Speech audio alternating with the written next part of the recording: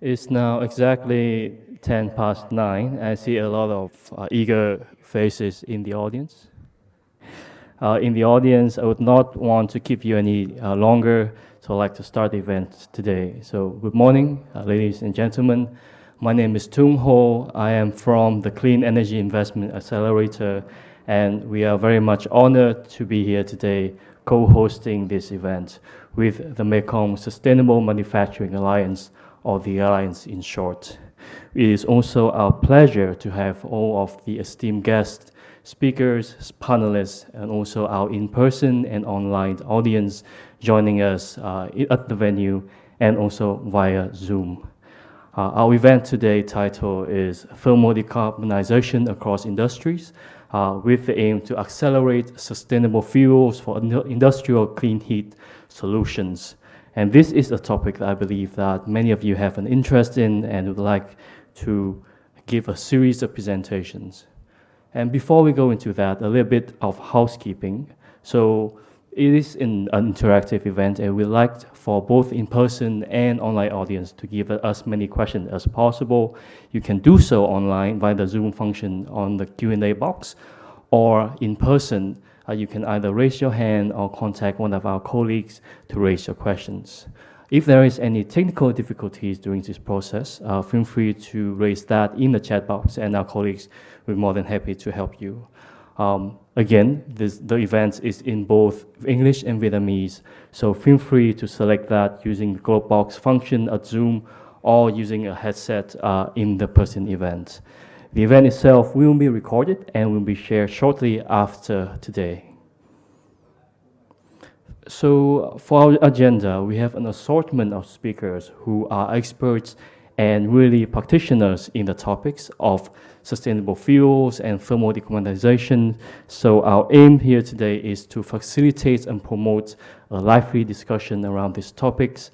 And at the very end, we will save some time for panel discussion, where we will be asking our panelists some questions and also receiving questions from you throughout this meeting.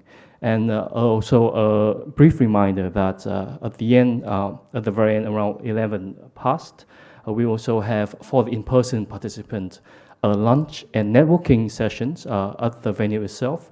So feel free to join us afterwards for a very insightful kind of discussion after the presentations. So a little bit of a context. Clean Energy Investment Accelerator, where I am from, is called CEIA in short. We are a public and private partnership program that is formed between the World Resources Institute, WRI, the National Renewable Energy Laboratory, or NREL, and other partners, which is consulting firms. We have worked across multiple countries, Vietnam, Indonesia, Mexico, and Philippines, promoting clean energy procurements for the regions and in the country itself. We do so via a multiple form of approaches, whether that is policy making or practical procurement options for facilities. And today we are very honored to be co-hosting this event with the Alliance. And right now, I would like to give the stage to Dr. Michael Boyd, who is the Senior Energy Technical Advisor from USAID and RDMA, to give a few words on the program itself. Can we have Dr. Michael on the virtual stage, please? Thank you. And thank you, Tuong Ho. Good morning, everyone, and welcome. I am Dr. Michael Boyd, as noted, the Senior Energy Technical Advisor in the Regional Environment Office at USAID's Regional Development Mission for Asia in Thailand. And I want to thank all of you who are joining this event, both in person in Ho Chi Minh City and remotely, like I am, and also especially to thank the organizers of this event, the Mekong Sustainable Manufacturing Alliance and the Clean Energy Investment Accelerator, key partners in the US government's coordinated approach to private sector engagement on clean energy, about which I'll say a few more words later. On the front line of climate change, Southeast Asia has some of the world's most vulnerable landscapes and urban centers. Rising temperatures fueled by greenhouse gas emissions are driving increasingly frequent droughts and storms, contributing to poor air quality and threatening the development of progress that USAID and the US government have supported in the countries of the region for more than 60 years. This is a key reason why strengthening and deepening our support for a more rapid and just transition to clean energy economies in Southeast Asia is a top goal for US foreign assistance to the countries of the region. USAID itself recently released a climate change strategy in April this year, which guides our whole of agency approach to reduce greenhouse gas emissions, help partner countries build resilience to support or avoid 6 billion metric tons of carbon dioxide emissions, and aiming to mobilize 150 billion in public and private finance for global climate initiatives by 2030 globally. These actions will directly support and help countries drive clean energy security and prosperity in Southeast Asia. The region's dynamic and rapidly growing economies alone will require $190 billion in total energy investments per year by 2030. And much of this will be in the clean energy sector, presenting both a challenge and an opportunity.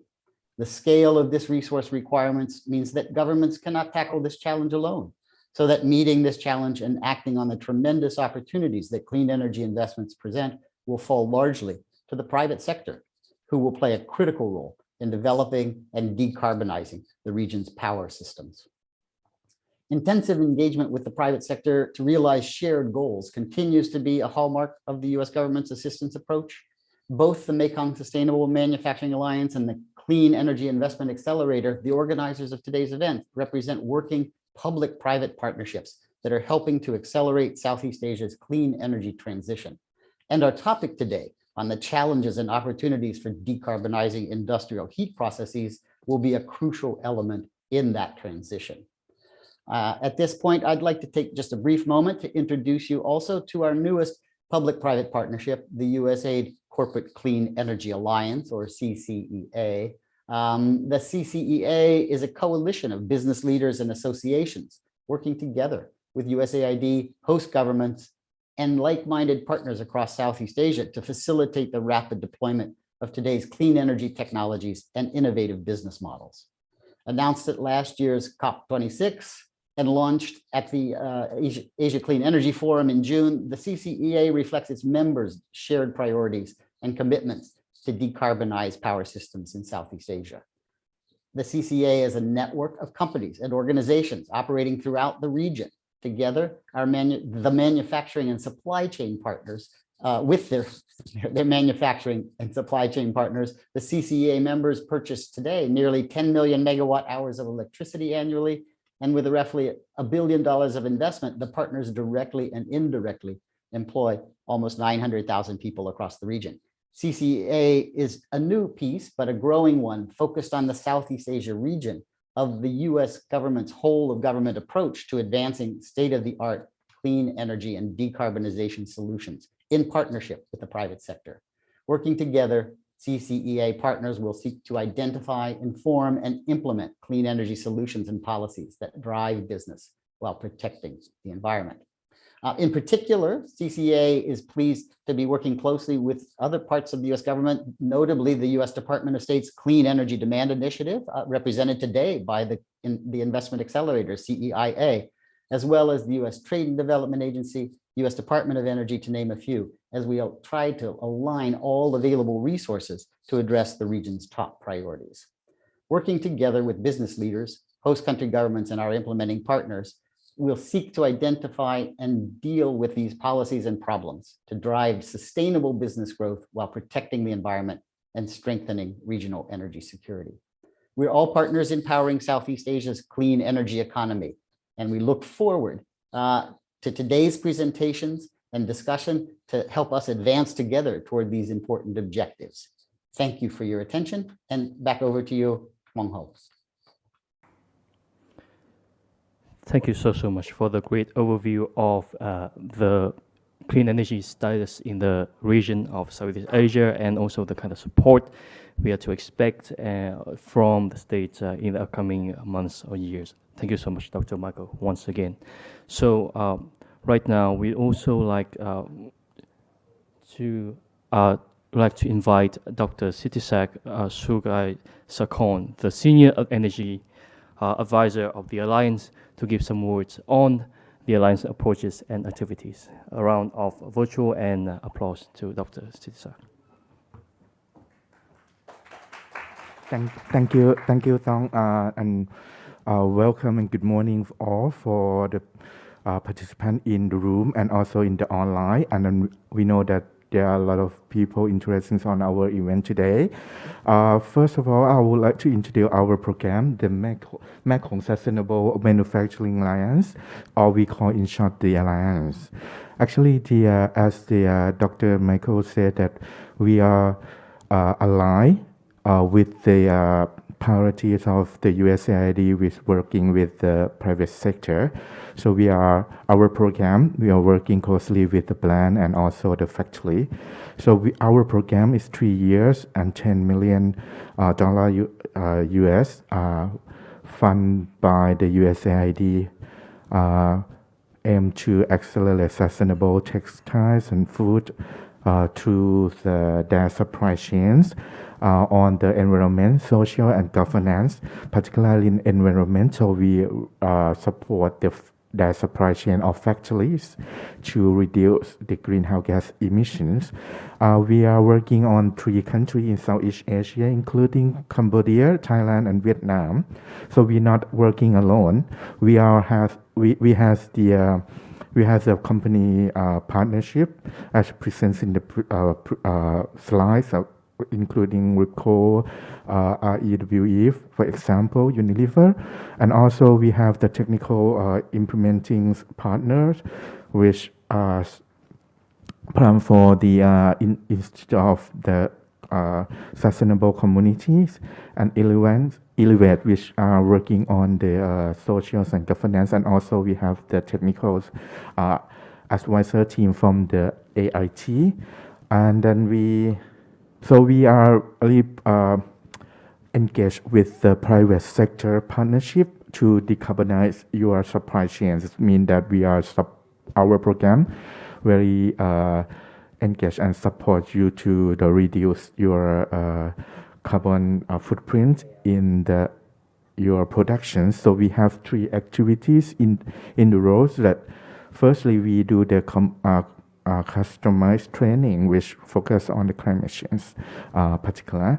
And then we have the technical assistant with the decarbonization pathway supporting. So we are from previous work, we know and we learned that all the factory from the brands are missing the decarbonization pathway. So we thought this gonna be the long-term solution for the brand and the factory to reduce their greenhouse gas emissions to reach the net zero emissions target by 2050.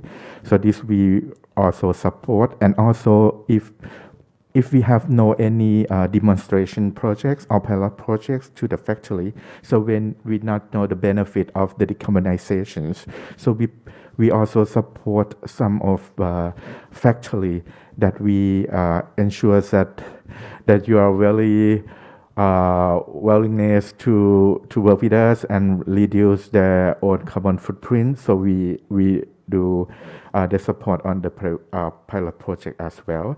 These are briefly of what the Alliance doing now, and then for a year from now on. So if you have any questions, we have the panel discussions on Q&A sessions, and also in the lunch we have the team here, and then myself very welcome you to discuss more on the collaborations. Thank you.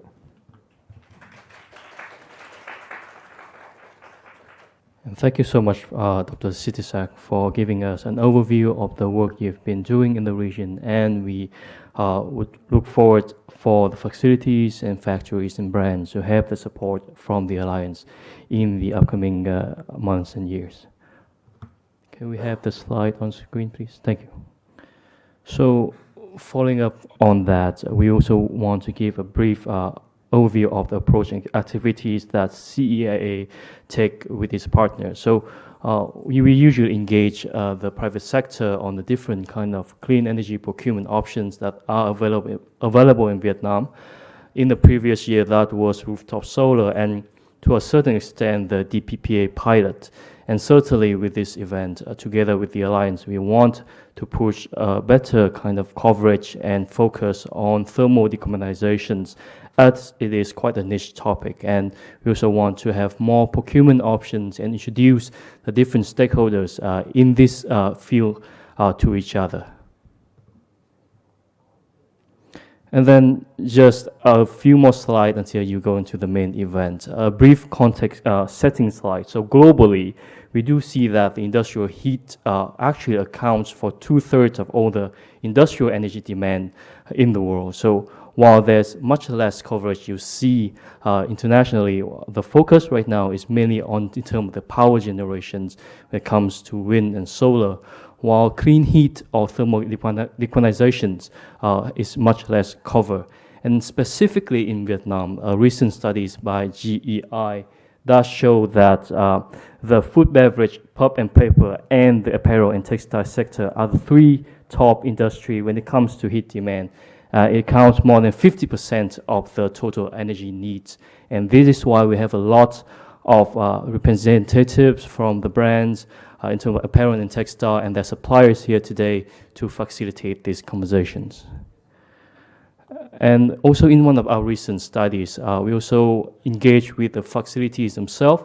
We do see that our 70 facilities, we have 17 factories have already deployed clean heat solutions, while there is quite a significant number of factories looking into deploying these kind of solutions, but they're having challenges, whether it comes from finance or the kind of technology available out there that's not suitable to their specific process. So what we want to do here today is also to go through the different kind of solutions and the barriers it takes for clean heat deployment.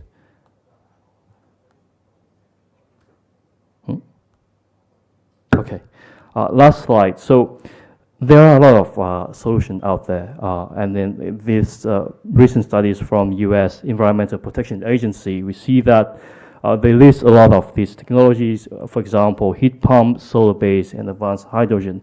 However, we have to look into the local context to see what kind of technology or solution is suitable for the kind of geographical attributes that we have in Vietnam.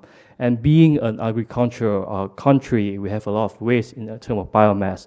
And that is why a lot of the focus in the country so far has been on the use of rice husk and maize or all of these byproducts from our agricultural sector for biomass boilers or all these kind of technologies in Vietnam. So we want to explore this kind of business model for industrial steam and heat throughout this event as well. With that, we'd like to move on to the main event today with the first series of presentation where our key objective is to improve the energy buyers' understanding of the clean heat solutions out there in the market, the kind of procurement activities that we can have for corporate user in Vietnam. We also want to inform and facilitate the discussions between parties in understanding and hopefully eventually deploying this kind of market solution in the country. So with that, I would like to introduce our first speaker for today, Ms. Ruby Vo from the Alliance, who, for the work we have done so far, she will give an overview of the status of the work in Vietnam, also the challenges and opportunities that the Alliance have for the country. Please give a round of applause to Ms. Ruby. Yeah.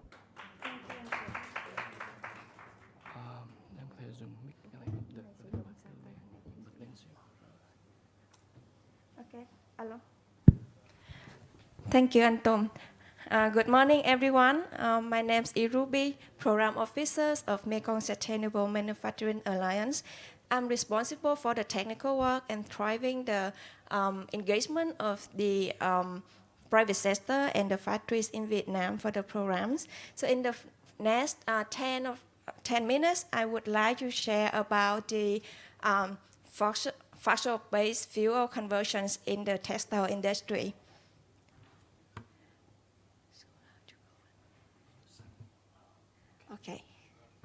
Okay, so our programs, we have the regular catch-up with with several global fashion brands, and we have heard a lot of the industry challenges and the need to transit from the fossil fuel use in the fashion industry. And we see that the pre-competitive dialogue and the collaboration among the brands and various stakeholders are crucial. Therefore, on the 30th of June, we partner with H&M Group to organize the first sustainable supply chain meeting in Ho Chi Minh, Vietnam. The event aims to facilitate the peer-to-peer sharing of the best practices and create a room to find the collaboration among the brands. The event received an overwhelming interest. More than 40 participants come from 13 global fashion brands, proactively exchange their goals, commitment, challenges, and engage into the conversation to find a collaboration way. Oh, sorry.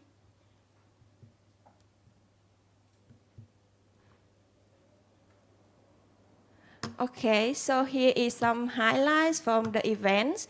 The fossil fuel phase out is not only a concern of one factories or one brands, it's also the concern at the policy level, including the United Nations Framework Conventions on Climate Change Fashion Working Group.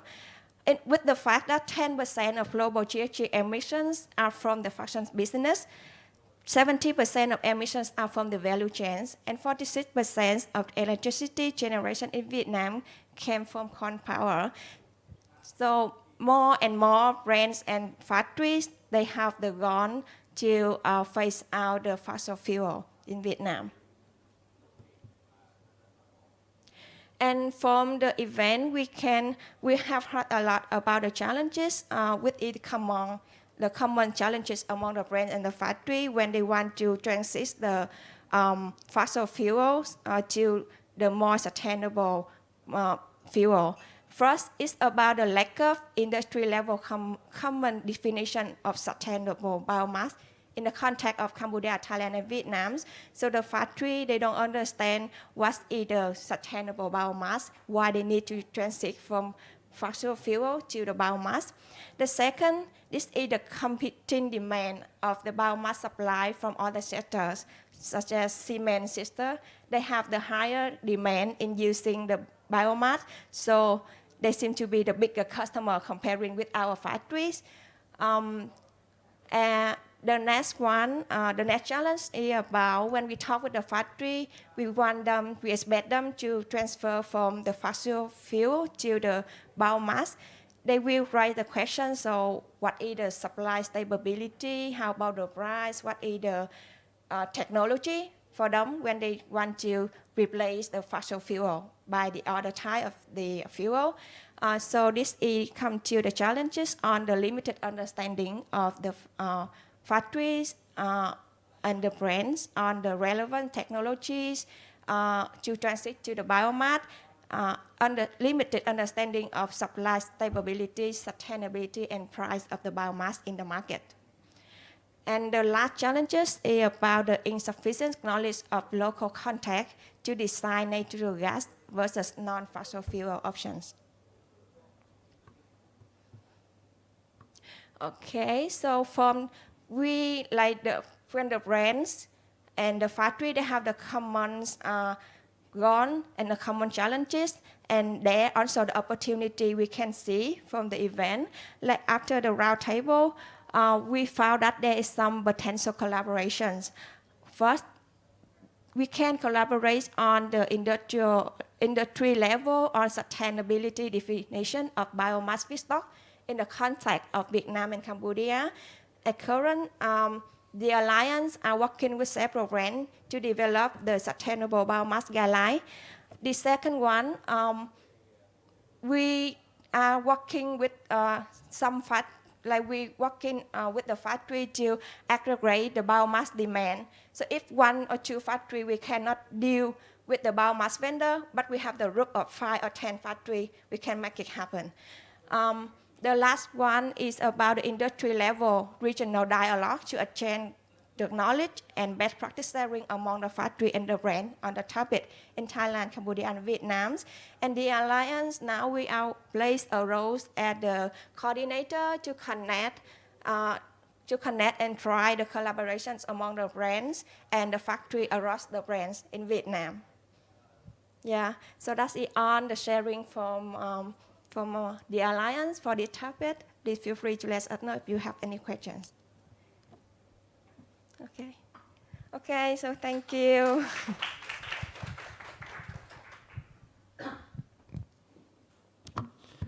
Thank you so much, Ruby, for the wonderful insight on the activities that the Alliance have been taking for the past months. And I really like the idea of aggregations of the biomass demand across factories.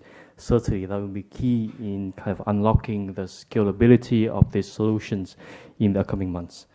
With that as a context, moving on to the next presentation, we will be honored to have the National Renewable Energy Laboratory giving some insights on the topic of configuring alternative sources of industrial process heat. Though unfortunately, due to the kind of time zone difference with the US-based team, Dr. Colin Macmillan, who is the senior research analyst from NREL, could not make it here today, though he was graceful enough to film these presentations for us to see. And we are grateful for that, and we can have his video right now. Model and analyze industrial energy use. The last few years have focused on alternatives for industrial process heat. Most recently, however, I've been interested in efforts to think more broadly about technologies and to incorporate how various social dynamics shape how we develop and use technologies. I'll use the term socio-technical as a shorthand, but I think studying these social contexts and forces that define technology are critical for decarbonization efforts, especially for industrial process heat. We don't have much time in this presentation to cover much detail, but I did want to address two areas. One, industrial process heat decarbonization technologies themselves, and two, a socio-technical concept of configuring process heat technologies. Then we'll wrap up with conclusions. I wanted to start by identifying the physical technologies themselves behind process heat decarbonization. The general technologies behind process heat can be put into four categories: fuel-based, steam-based, electric, and hybrid, or a mix of the previous three. Waste heat recovery, sensors and controls, and design tools and models are also core parts to process heating. These are the categories used by DOE's 2015 Quadrennial Technology Review, and although it's not a guide to decarbonization, I do think it does provide a good departure point for talking about process heat. I'll be focusing on four different categories of process heat technologies for decarbonization: electro technologies, solar thermal, hydrogen, and others, which is a catch-all category. I also wanted to call out energy storage. It's now seen as a critical complementary technology for decarbonization. Now, with the exception of electric technologies, these categories don't align perfectly with the ones on the left. Take solar thermal, for instance. Steam can be used as a heat transfer fluid, but it doesn't have to be. Maybe we shouldn't even be using steam in the first place. Hydrogen is even more difficult to fit into these categories. On one hand, it's a fuel, but on the other hand, it can be produced using electrolysis instead of the fuel and steam-based process of steam methane reforming. Let's begin with electro technologies. As you might know, there's such a range of electric heating technologies and processes, including resistance, induction, and plasma. We can think about membrane separations driven by pressure as electro technologies, as well as mechanical compression and expansion in heat pumps. Electro technologies are notable for their controllability, the focused application of heat, and product quality benefits. I will also note that electrification of heat for processes that operate flexibly may further support expansion of a high variable renewable electric grid. At the same time, it might be possible for electricity markets to incentivize flexible industrial operation. I wanted to focus the discussion of electro technologies on high temperature or industrial heat pumps. I'll note that there are several main types of heat pump technologies, such as vapor mechanical vapor compression, thermal vapor recompression, heat-activated heat pumps. I'll also note that there's a particular gap for high-temperature heat pumps that can provide steam at suitable temperatures and pressures. The maximum heat sink temperature is around 165 degrees Celsius. That's climbing. Heat pumps are all about their efficiency, but the coefficient of performance, or COP, does drop off with the higher temperature lifts, or the difference between your heat sink and your heat source temperatures. So you can have COPs of about 6 for a 30 Kelvin lift, and about 2.5 for a 70 Kelvin lift. Several countries have been interested in high temperature heat pumps for some time. These include Germany, Austria, Netherlands, Denmark, and Japan. There's also ongoing collaboration effort through the International Energy Agency. And of particular note is that research has tended to find significant technical potential in food, paper, and chemical sectors, based on their temperature demands as well as supply temperatures. Next is solar thermal. Like electric technologies, there's a wide range of options for solar thermal, as well as how and where to integrate them into facilities. The big three categories are non-concentrating collectors, concentrating collectors, and the PV thermal hybrids. Solar thermal is notable because it is well matched to low temperature demands for many processes across different industries. Higher temperatures are possible, but it seems like temperatures below 300 degrees Celsius are a real sweet spot. I wanted to talk about hydrogen for process heat because it's a unique option in several important ways. There are a few very energy-intensive industries that also have greenhouse gas emissions that are direct results of material production processes, such as iron making, and ammonia synthesis. Hydrogen is emerging as a feedstock for material production in these industries, as well as a source of combustion fuel and maybe even for fuel cell vehicles. So heating demands for hydrogen will be in competition for these other demands. For combustion, you can blend hydrogen with natural gas. Typically think you can go up to about 20%. I think that's on a volumetric basis without causing many problems. And you can combust 100% hydrogen. Technically, people think that it's possible to retrofit most industrial gas heating equipment to combust pure hydrogen, but there are several key challenges. Two of the notable technical challenges are related to food ovens and kilns. There's a concern in food ovens that the hydrogen could impact strict product quality standards. For kilns, there's a concern related to changes in flue gas composition, particularly with the higher moisture content of combusting hydrogen.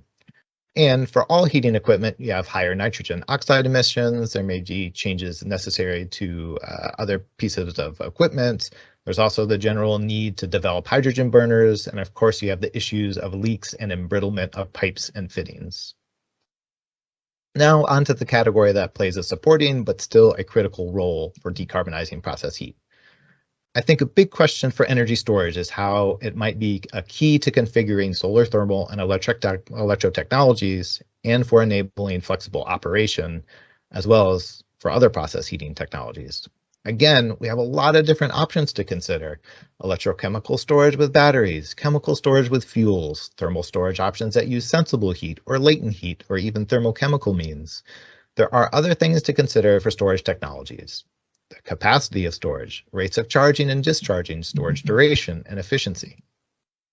Finally, I wanted to include a catch-all category that would list some of the other options that are worth at least mentioning. This is another wide-ranging group. I'll start off by mentioning the development of new business models, which is a different sort of approach. For example, there are some efforts to develop heat as a service, which is somewhat similar to an energy services company or energy efficiency projects. This is where a third party would provide the capital equipment and offer a contract for providing the heat. Electric fuels or e-fuels are a different option, where electrochemical reduction of carbon dioxide is used to make methane, methanol, formic acid, fuels that can be burned like fossil fuels. The final two, geothermal and biomass, I would group together as options that are additionally constrained by geography. For geothermal heat, there are hydrothermal resources that are about 150 degrees Celsius, enhanced geothermal, which requires subsurface engineering and transformation, as well as geothermal heat pumps that have historically been used for process heating or for heating and cooling loads, not for process heat. And last is biomass, which is already the largest source of renewable process heat. I'll note here that there may be competition with demands for other sectors. We just finished going through the wide range of options for what I would consider the supply side of process heat. Different types of equipment, such as solar thermal and electro technologies, as well as different fuels, such as hydrogen and biomass, and storage options. We haven't even mentioned yet all the different ways that heat is used in industries themselves, such as baking, curing, drying, washing, calcining, etc. For the last part of the presentation, I wanted to introduce this concept that has come out of innovation literature and socio-technical systems analysis of the need to configure heat technologies. One of the things that has prompted people to think more broadly about process heat is what is happening with the German energy transition. You might know that Germany's transition to renewable electricity generation is underway, which is driven in part by a goal of achieving an 80% share of renewables in gross electricity consumption by 2050. Progress so far is shown as the purple line in the figure. Much less discussed, however, is the analogous transition planned for its heating sector, which you can see from the orange line, and it's not going as well as for electricity. The Renewable Energies Heat Act set a goal for a renewable energy share in heat of 14% by 2020, which may have just barely been met. Just for comparison, I've included how these transitions are going in the United States. So there's this divergence in trends in Germany that has prompted researchers to ask, what's going on? Why isn't renewable heat progressing as quickly as renewable electricity? And several researchers have begun to wonder just what might be different about the use of heat versus the use of electricity.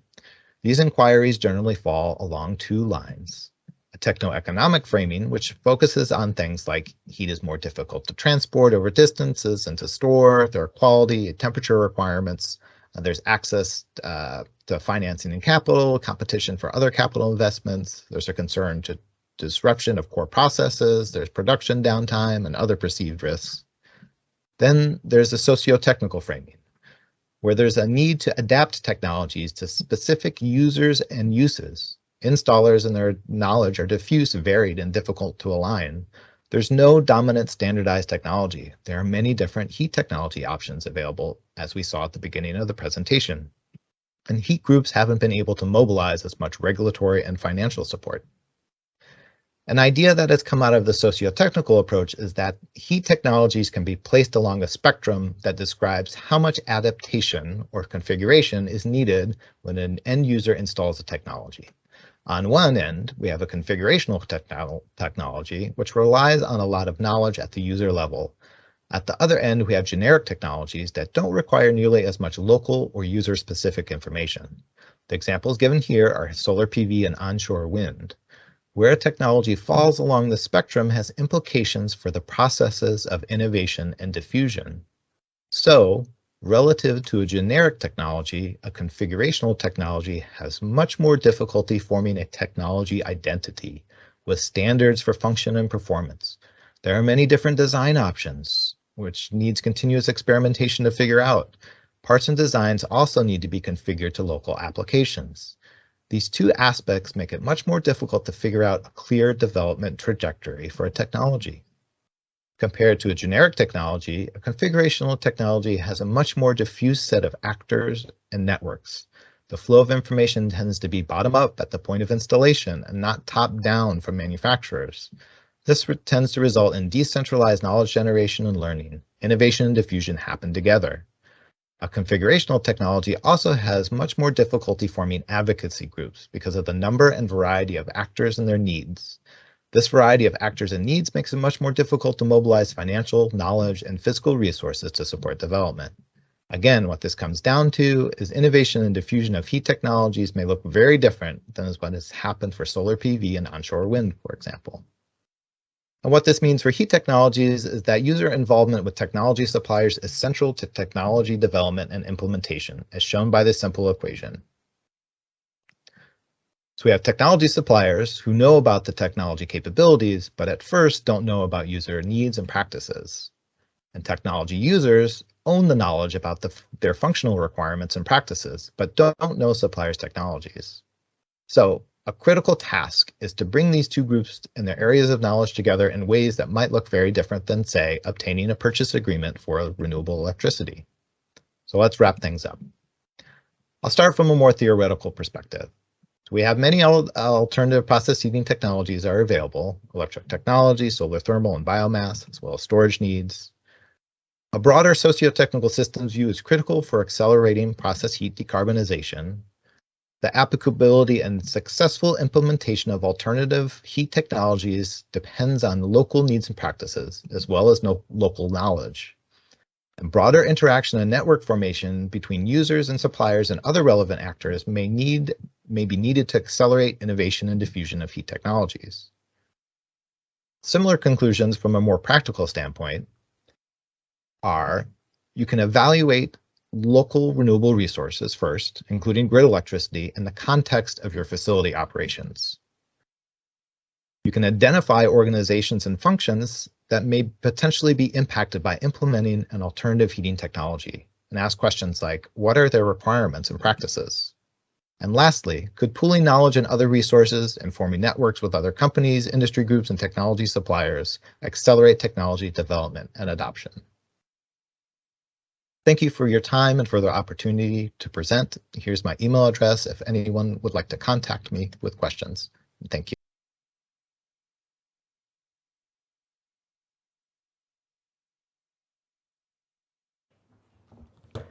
Thank you so much for the wonderful sharing on the different technological options that we have out there, and also a lot of insight on the business model and also the challenges when it comes to deploying these different technology and the kind of perhaps procurement requirements that should be considered by the facilities themselves when we seek to overcome and navigate around these kind of, I guess, what the term was, operational and configurational kind of barriers when it comes to clean heat as compared to clean power electricity.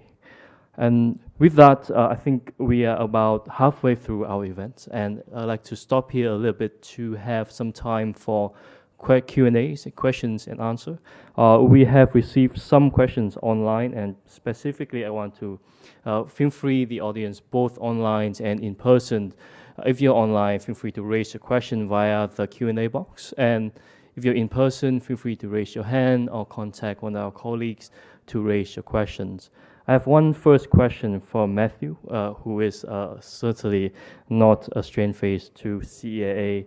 Matthew is from Tar Apparel, and his question is on the concerns around the calorific value of biomass is a challenge. And I hope that some of the, perhaps I'm not the kind of expert when it comes to this topic, but some of the audience, those experts or panelists that we invited here can share some insight. So his question is that you need about 4 to 5 times more biomass by the weight compared to fossil fuels like coal or diesel or natural gas when it comes to switching the heat technology. And with that, one of our panelists, who is Mr. Tuan from Choviet Corp, attempt to answer by saying that there has been research and attempt to really optimize, to compress the kind of fuels that is available through the into biofuels or biomass.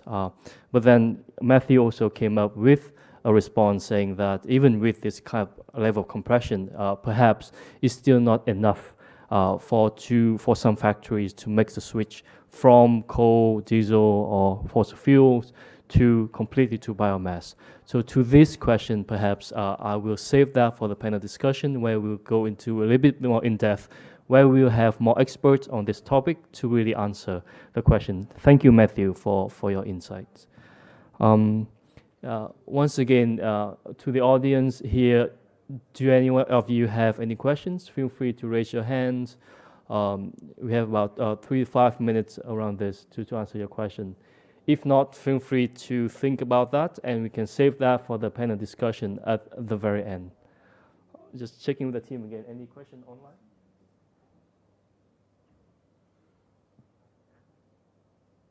Great. So I haven't seen any question yet. We have been doing quite a good job so far, I guess, but we will save that for the panel discussion. So since we are a little bit behind on time, perhaps we can move ahead with the next presentation. Sorry for that. Perfect. So it's my pleasure to welcome the next speaker to join us online, Mr. Ngo Zui Khang, who is the ESG manager from Pan Pacific. CEIA has worked with Pan Pacific before. They are a major supplier for a lot of multiple brands, and we have worked with them across a multiple assortment of clean energy procurements, whether it comes to rooftop solar. Also, they have also had experience in clean heat as well. So it is a pleasure to have Mr. Khang here today to share about the topic of agricultural waste biomass and the solution to achieve greenhouse gas reduction target from Pan Pacific side. So please give a virtual round of applause to Mr. Khang. Thank you.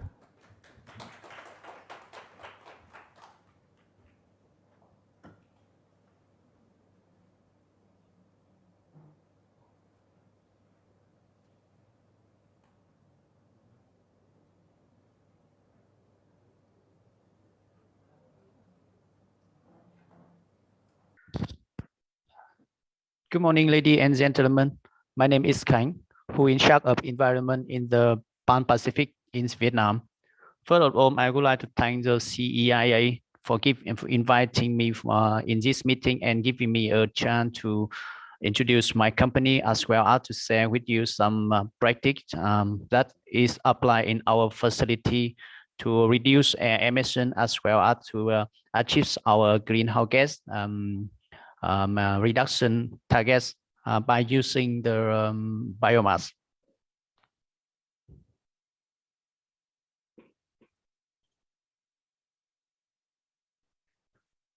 My presentation will divide into 4 parts. The first one, let me give you some short introduction about my company. The next one, I would like to introduce you about our version as well as the greenhouse gas reduction targets. The next one, I would like to present to provide you with some reduction solution, and finally the conclusion.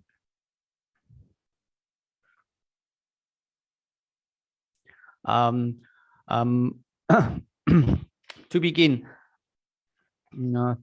let me give you some point about my company. My company is the Pan Pacific. It's a kind of it's work in the garment industry, established into 1972. So we just celebrate 50 years in the last June. Right now, we have a 14 apparel and 4 insulation factory in the Vietnam, Indonesia, Myanmar, China, and Korea. We provide over 40,000 carrier for the local employee, and we can produce over 86 million garment production and the 6,000 ton down per year. In the 2021, our revenue achieved to around for $8 million US. According to the World Bank, the fashion industry is responsible for the 10% of greenhouse gas emission per year. So it is necessary for the garment companies such as the Pan Pacific to develop a program to reduce greenhouse gas and greenhouse gas emission and achieve the sustainability development goal. So understand this situation, we already developed a program to check the greenhouse gas as well as to set our greenhouse gas reduction targets by using the SBTI methodology. Our targets was to reduce 45% for greenhouse gas emission from the scope 1 and scope 2 from the baseline in 2020.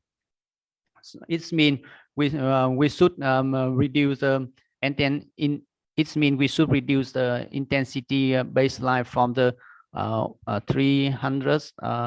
300 kilograms carbon dioxide per ton of production to about 180 kilogram in 2030.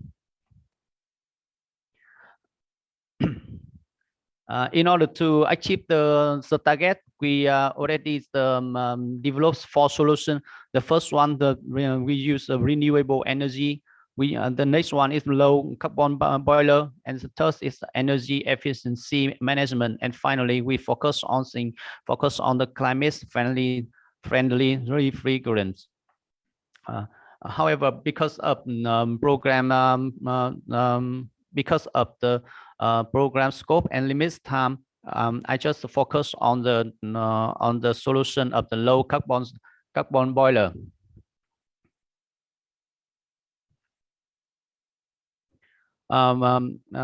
According to our calculation, low carbon stream generation can contribute 14% to the reduction target. And we developed a two type project. The first one, the replace existing coal boiler by electricity boiler, and the next one is we replace coal boiler by using the biomass.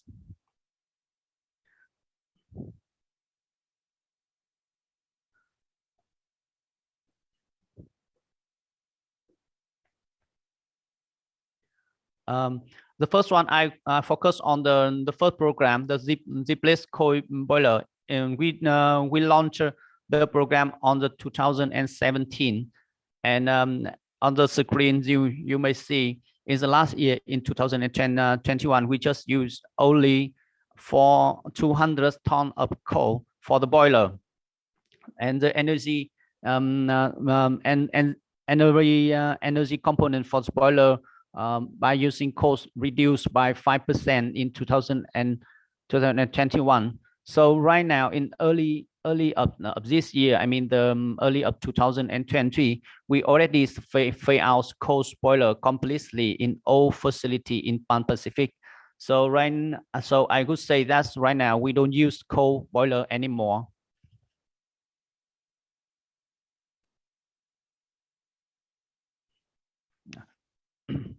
In our group, there's 8 facilities using biomass. 3 types of biomass we use, but include the good pellets, good pellets and good briquettes, that is made from the sawdust and rye husk. In the right side of screen, you may see the energy component of good and good briquettes increased by the 20% and 11% from the 2019 to 2021 respectively, while the cost reduced from the 21 to 6% to 7% in this time.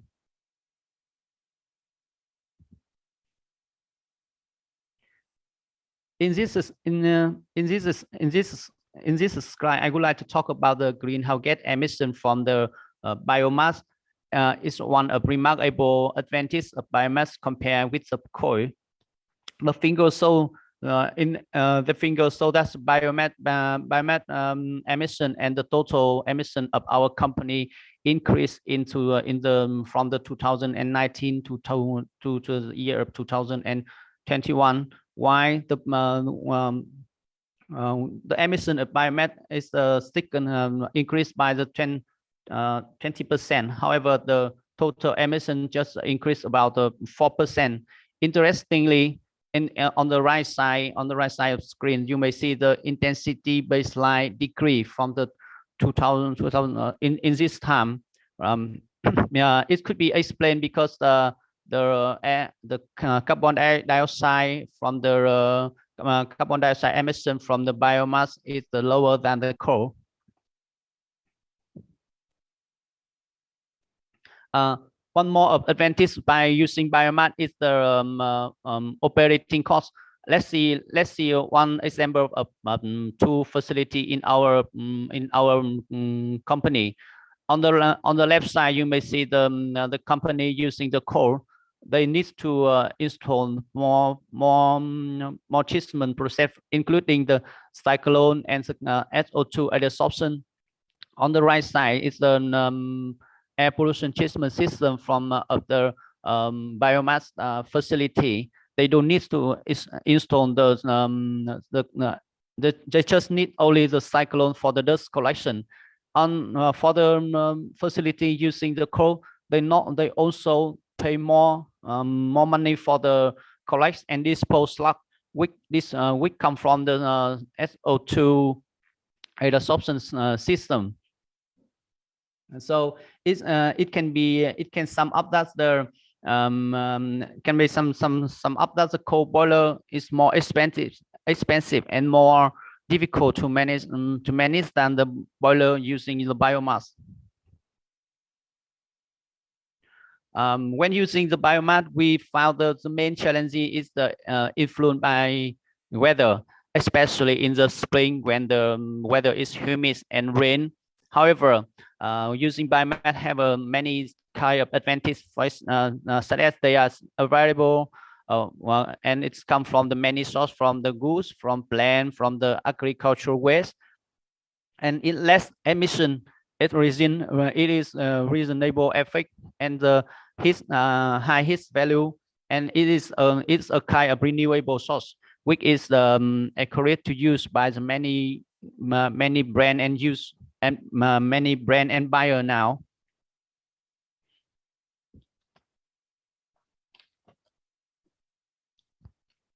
After considering the pro and con of using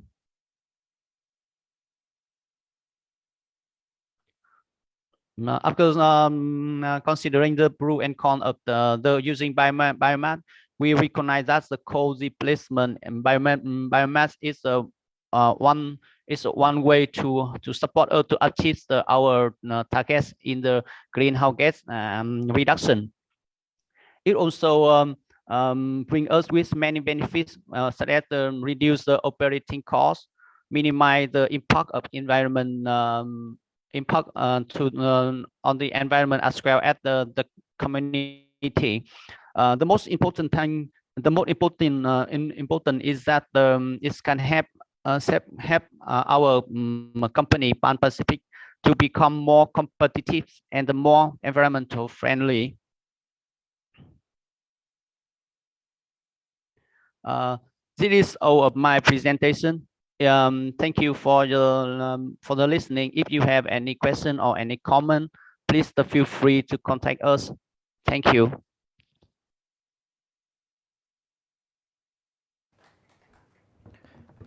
Thank you so much, Anh for your sharing, and I feel that the audience really welcome your sharing, as there have been 3 to 4 questions to your factory and to you personally, Anh, and perhaps you can tackle this during the panel discussion, as we want to save some time for that as well. So I know that there are a few questions, but we know that there are 4 questions out there for Mr. Khang and his sharing on the biomass, but please be patient and we'll get to that eventually.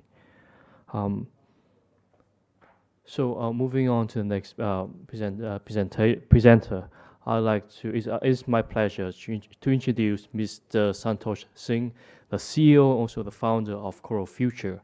Now, CEIA have come across Coral Future in the past, and we know that they are global consulting firms that focus to support their clients to achieve their climate targets. And this can be done via the assessment of the corporate level of emission, and also the help with the procurement of perhaps different options such as the offsets or renewable energy certificates. That's why he's here today to share with us his presentation on renewable energy certificates, or RECs, for sustainable biomass and clean heat solution, as we have received quite a lot of questions from suppliers and energy by themselves on getting the RECs for biomass solution. So please give a round of applause to Mr. Santosh. The virtual floor is yours.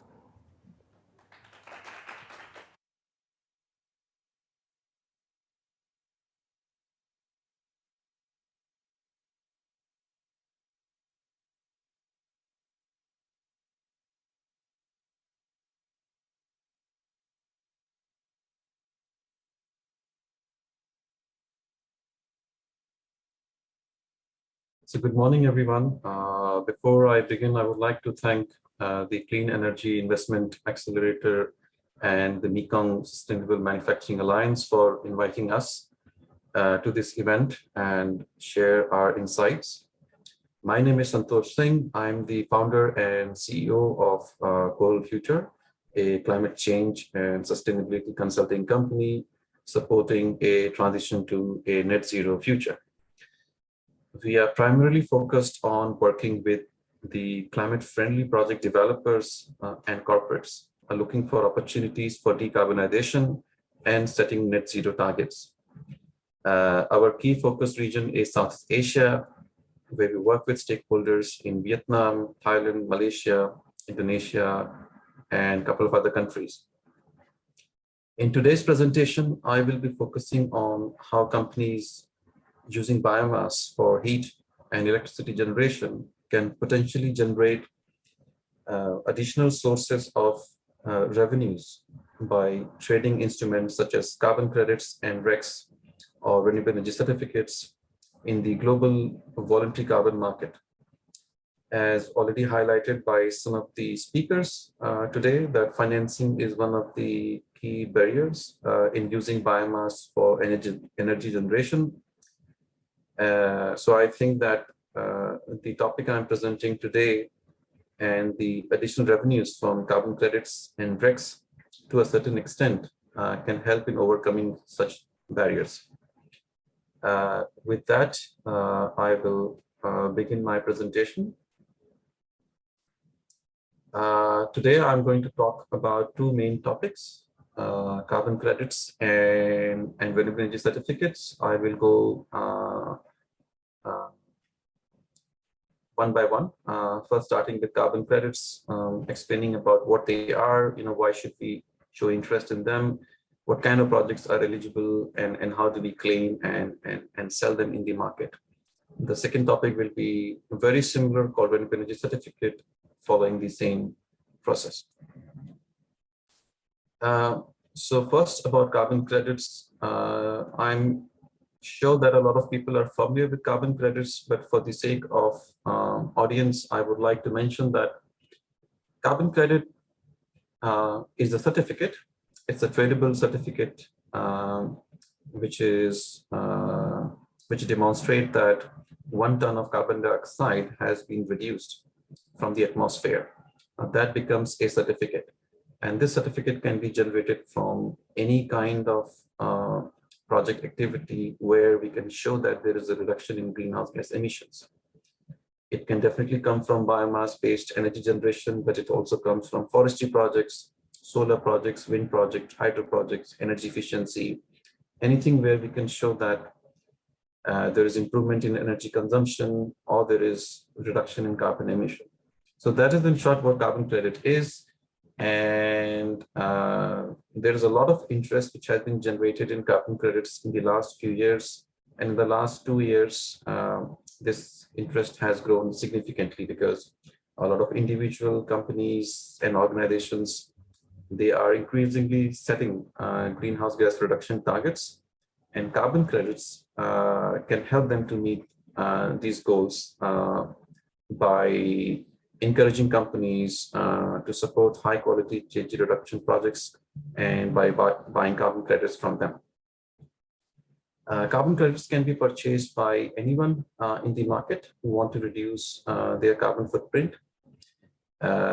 We have seen that most of the buyers in the voluntary carbon market come from corporations who have set net zero targets.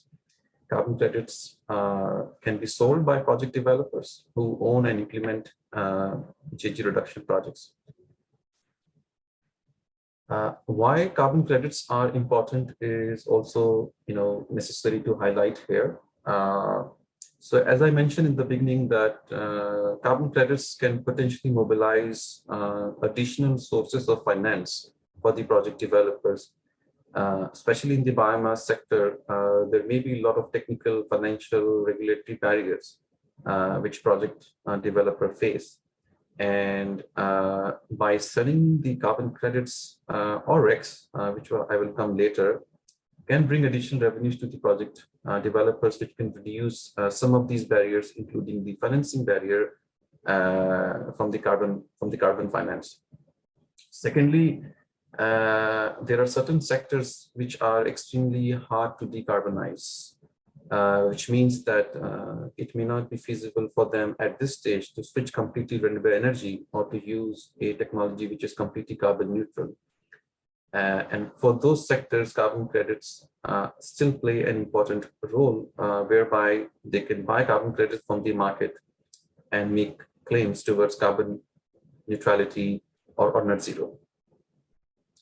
In terms of some of the developments in the last 2 years, we have seen a huge amount of interest in carbon credits. As you can see from my slide, that the prices for carbon credits increased by almost 60% compared to 2020 in 2021. The issuance of carbon credits also doubled in 2021, and the retirement of carbon credit also increased by 70%. So that shows that there is an increased demand for carbon credits from corporate buyers globally, and more projects are coming online, more carbon credits are being issued, and similarly, a lot of carbon credits are also retired by corporations who are the end customers who want to use these carbon credits for their carbon neutrality commitments. In terms of biomass technology, I would like to highlight here how can we claim carbon credits in biomass related energy generation. So as we know that biomass, depending on the source, I would assume that when we talk about biomass today, we are focusing on biomass which comes from renewable sources of production. In that case, if a factory or a project is using biomass, which is a clean fuel, we can claim that GHG emissions are being reduced. And those GHG emissions can be quantified in terms of carbon reduction or carbon credits by following certain processes. Primarily, we have seen that renewable biomass, which we have seen mostly being used in project development, are rice husk, bagasse mostly. And then there are a lot of other agriculture and other industry-related byproducts, such as sawdust, coconut, palm oil residues. They have also been used for energy generation. Biogas is also considered a renewable biomass by some of the carbon standards. So if anyone has a waste treatment project where biogas is being captured, it can also be used for energy generation, whereby we can claim that methane emissions as well as CO2 emissions are being reduced. Now, when we are using biomass, the idea is that in the absence of the usage of biomass, the factory would have used fossil fuel, coal, diesel, or other sources of energy generation, which are more GHG intensive. And thereby, usage of biomass is supporting in GHG reduction. So that is the key concept. And this is what we try to focus on when we follow the idea of how do we generate carbon credits and trade them in the market. So this is the first step. The typical projects which we have seen for carbon credits in the biomass sector are usually thermal energy generation, electricity generation, or cogeneration projects. When we talk about carbon credits, we have to follow proper guidance methodologies and some of the global best practices. And these are usually possible if we develop our projects following some of the international recognized standards. Some of these standards you can see on my screen here are the gold standard, the Verra standard, GCC, a Global Carbon Council standard, and the CDM standard by the United Nations. The project developers have to follow requirements of these standards. These standards have specific methodologies on how do we quantify GHG emissions and how do we monitor the outcome, for example, biomass consumption or steam generation, electricity output. There are specific requirements on monitoring. The projects need to follow a specific template, documents, which needs to be also then verified and audited by independent third parties. And the recommendation of these third parties are then submitted to the standards, which then approve these projects for issuance of carbon credits. So that's the overall idea, that we have the project developers who are developing the projects, we have the standards, we have the auditors, and we come in, we bring everyone together and check the feasibility of the project, follow the entire process, assisting the project developer, providing an end-to-end solution in registration, issuance, and trading of the certificates. Some of the typical steps for project development for carbon credits are shown on this screen.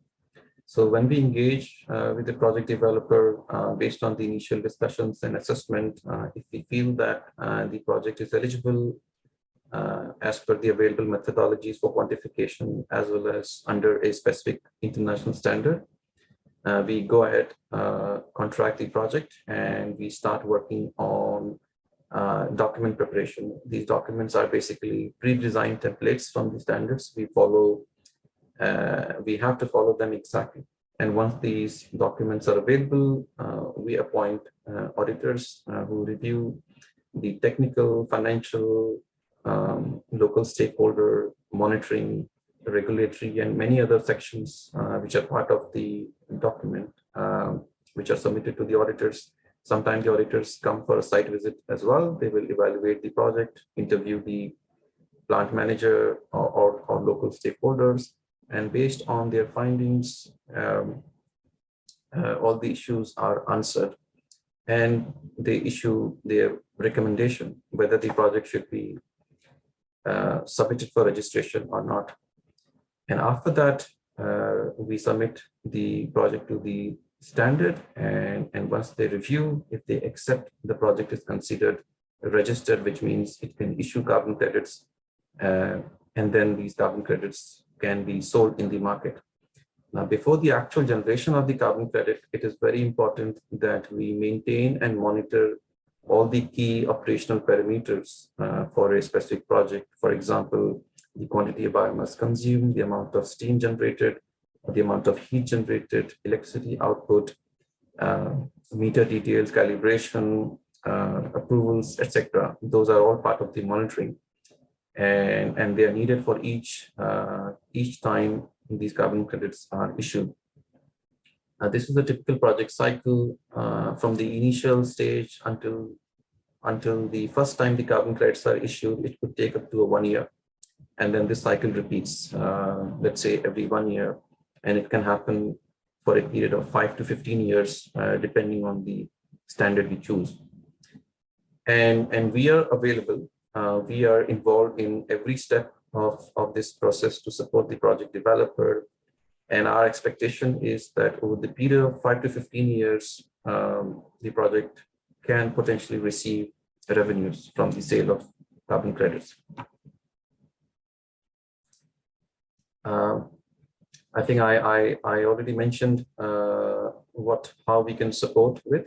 We also have a very good network with corporates globally who are looking to support innovative and high quality carbon reduction projects. So we also engage in sales and trading of these certificates, thereby bringing additional value to the project developers. The second point today is RECs, or renewable energy certificates. Some of you are already familiar, but just for the sake of audience, I would like to mention that renewable energy certificates are basically, they represent one certificate, one RECs represents 1 megawatt hour of electricity, which is generated from a renewable energy source. And in this case, biomass is also considered a eligible energy source. And why are RECs used? RECs are also very similar to carbon credits, but companies are using RECs to basically reduce their scope 2 emissions, or the emissions which they have from the electricity they purchase, let's say from a supplier or from the grid. And so that is the matching of RECs. Carbon credits can be used for any kind of emission source, but RECs are typically used for matching the electricity, which is purchased from the grid.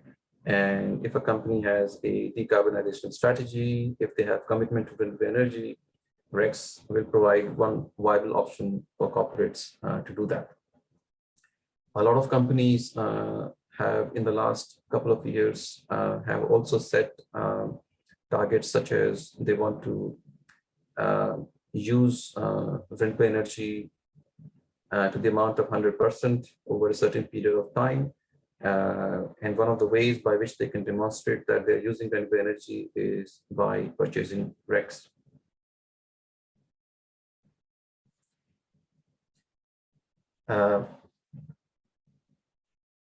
I think I have already mentioned this, so I'll skip this slide.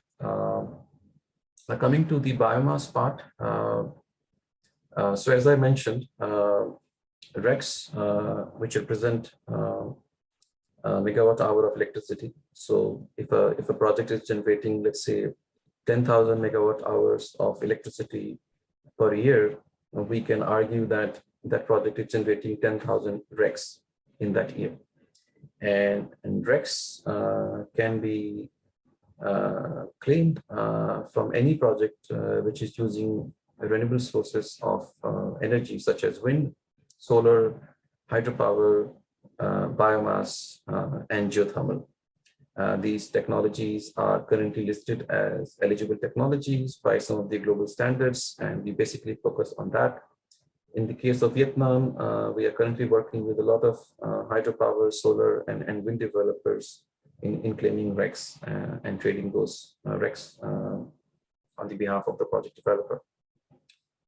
Now, in the case of biomass as well, if someone is using biomass for electricity generation, that project can also be certified for claiming RECs and have it registered in international standards and trading the RECs eventually. Some of the international standards where RECs can be claimed are mentioned here.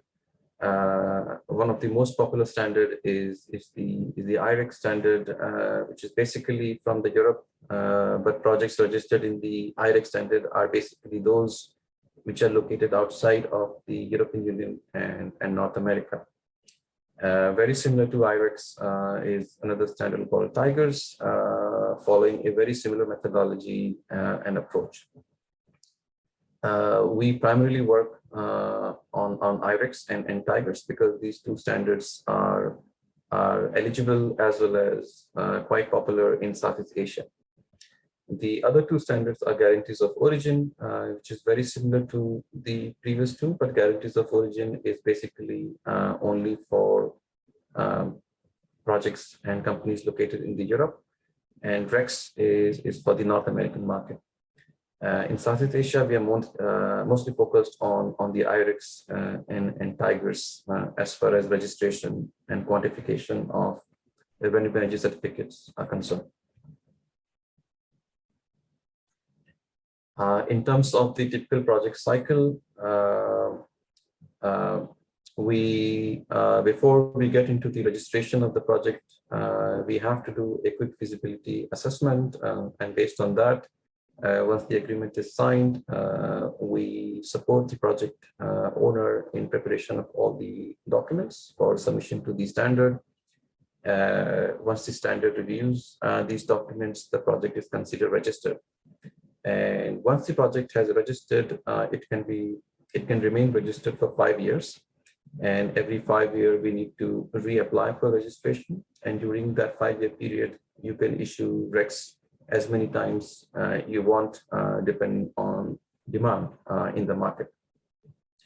Once these RECs are issued, these can be sold, and that's when the project owner receives the revenues. The typical timeline for project development in IREX is quite short. The initial registration can happen within 4 weeks from the initial document submission to the standard, and the issuance of RECs can be achieved in about 1 week time every time we issue RECs. So in comparison to carbon credit, this is a much shorter timeline and very quick realization of issuance of certificates and revenues. In terms of how we support, as mentioned, we provide end-to-end solution. We collect all the technical and other documents and data from the project. We prepare the project documentation, submit it for registration to the standard. And then we actively look for corporate clients who are looking to buy these IRECs, for example, from Vietnam or Thailand or Indonesia. And as soon as these demands are secured, we go ahead and issue these RECs.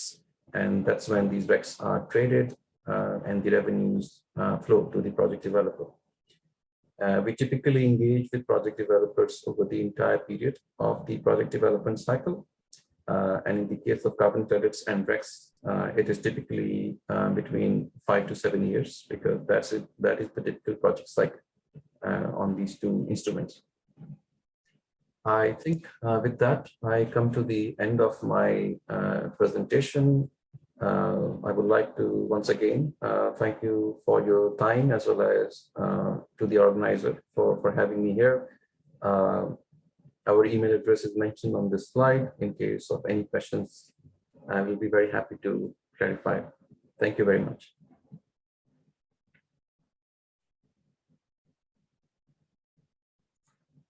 For your sharing on carbon credits and RECs, and we do see that there are quite a few questions coming in online. And after this, I also want to hear a bit more sharing from the in-person audience as well, just to have a very balanced mix of these voices. So, Mr. Singh, if you're still online, there is a few questions on the kind of calculation in terms of for carbon credits or RECs when it comes to these biomass projects. Is there any specific methodology that Coral Future is employing for these projects? Yeah.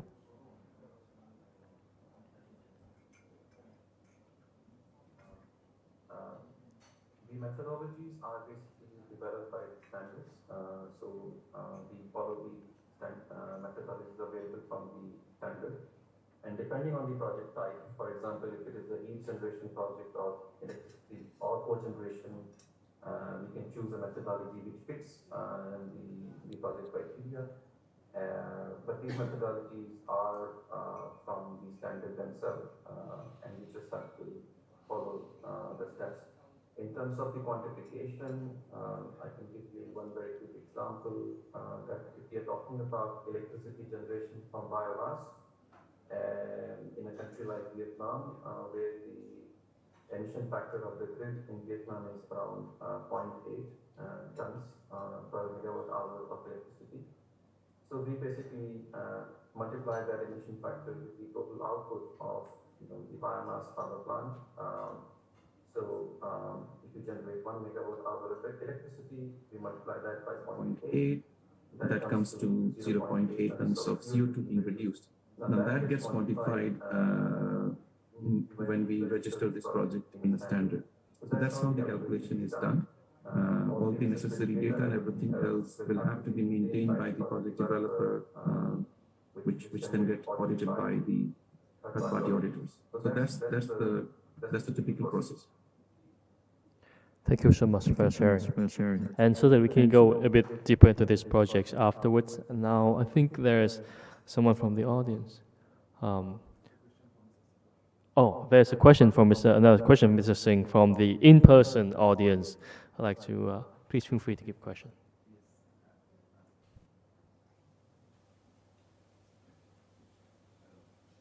It doesn't work. Yes. Jeremy Piolet from Decathlon. I have a question, and I think many people have the same. Either for Iraq, when we use biomass to make electricity, and we say it's electricity made from renewable energy, or for carbon credit, and maybe different solution for both methodology, how we can define that this biomass is sustainable? Is there a way to say, okay, this biomass is good, and maybe this biomass is not good, and we should not use it for a long-term solution? Does it exist? And can we use any methodology from carbon credit or from Iraq to push our suppliers or to push in our factories to go in the good biomass in Vietnam? Thank you, Jeremy, for your question. Yes, this is a very interesting point. When we use the carbon methodology, there is a definition. Not every kind of biomass is actually eligible for you to claim carbon credits. We have to follow the definition, and the definition is basically defines what is called renewable biomass. So that's very important. And the way to demonstrate what can be considered renewable biomass, again, has its guideline available from the carbon standard, but I can give you a very quick example. So for example, let's say we talk about rice husk as a biomass. So let's say that there's a factory who wants to use rice husk, and they want to purchase rice husk in a radius of 50 kilometers from the factory. That is their region where there is sufficient rice husk available in the market. Now, if that is the region from where they're going to purchase rice husk biomass, the carbon standard, they actually mandate us to demonstrate whether the biomass in the region is surplus or not. And the way this is done is by looking at, first of all, how the biomass is being generated, how much is being generated, and what type of biomass are available in the region. So it's not only rice husk, we have to also look at bagasse and other residues. So we have to do the full assessment of all the total biomass available in the region. Then we have to look at the consumption as well. Who are the other consumers of biomass in the same region? You know, there may be other factories, there may be a cement plant, there may be somebody else. And then based on that, we have to calculate, is there any surplus available or not? Because if there is no surplus available, then we cannot do that project.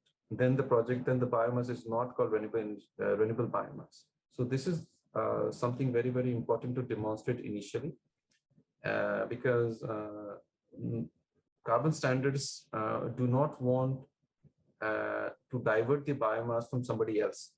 So that's why the surplus is very important, because if there's no surplus, companies, by paying, let's say, higher price for biomass, they may be diverting biomass from other consumers, and therefore they may start using coal because there is not enough biomass available in the region.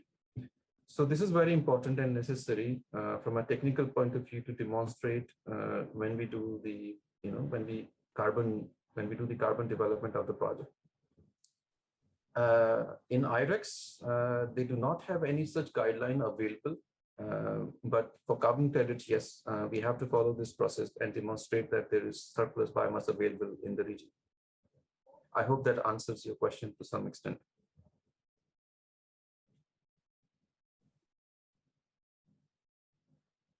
Yes, thank you so much, Mr. Singh, for answering that questions.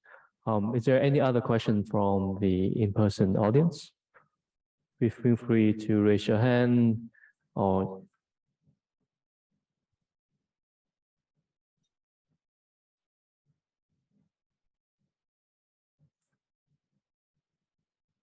hi everyone, my name is Trà, TIA. I'm come from Sanofi Vietnam company, the pharmaceutical company. Actually, what I would like to talk is not the question, but I would like to add a point to the answers and to your question, because currently companies, my company is also step into the phase that we are replacing our food for biomass by the boiler by the biomass one.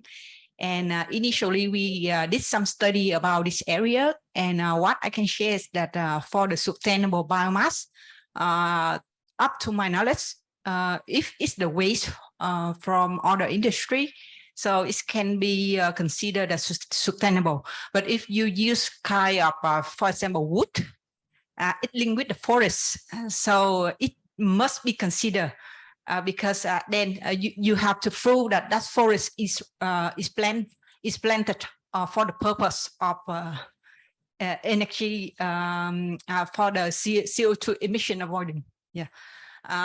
Second point is about the supplier. Your question is about the supplier. Actually, my company also think about this one.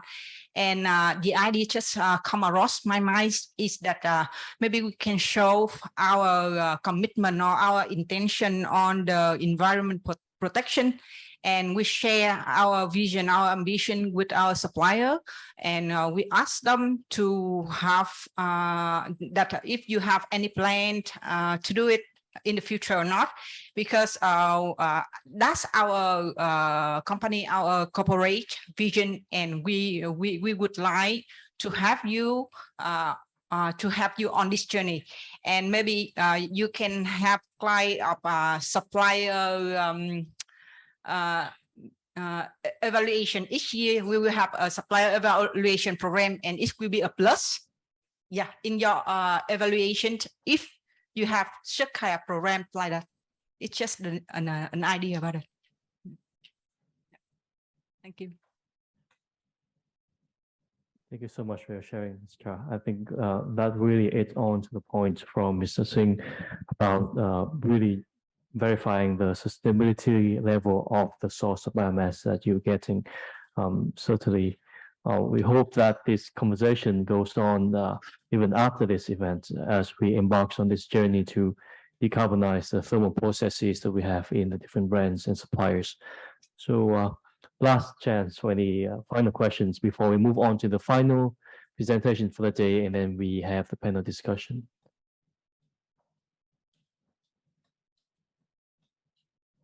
Yes, I'm Yang from Vietnam Zero Waste. Can I ask you a question? Now we supply steam from biomass for manufacturing, but for the society responsibility, we also invest some forest in the Central Highland with the 500 hectare of wood. So can I ask you, is there any associations to prove or to help us to get the carbon credit from our forest? Because now we also burn biomass, but we know that we also generate the carbon into environment. So we want to balance this emission by from our forest ourselves.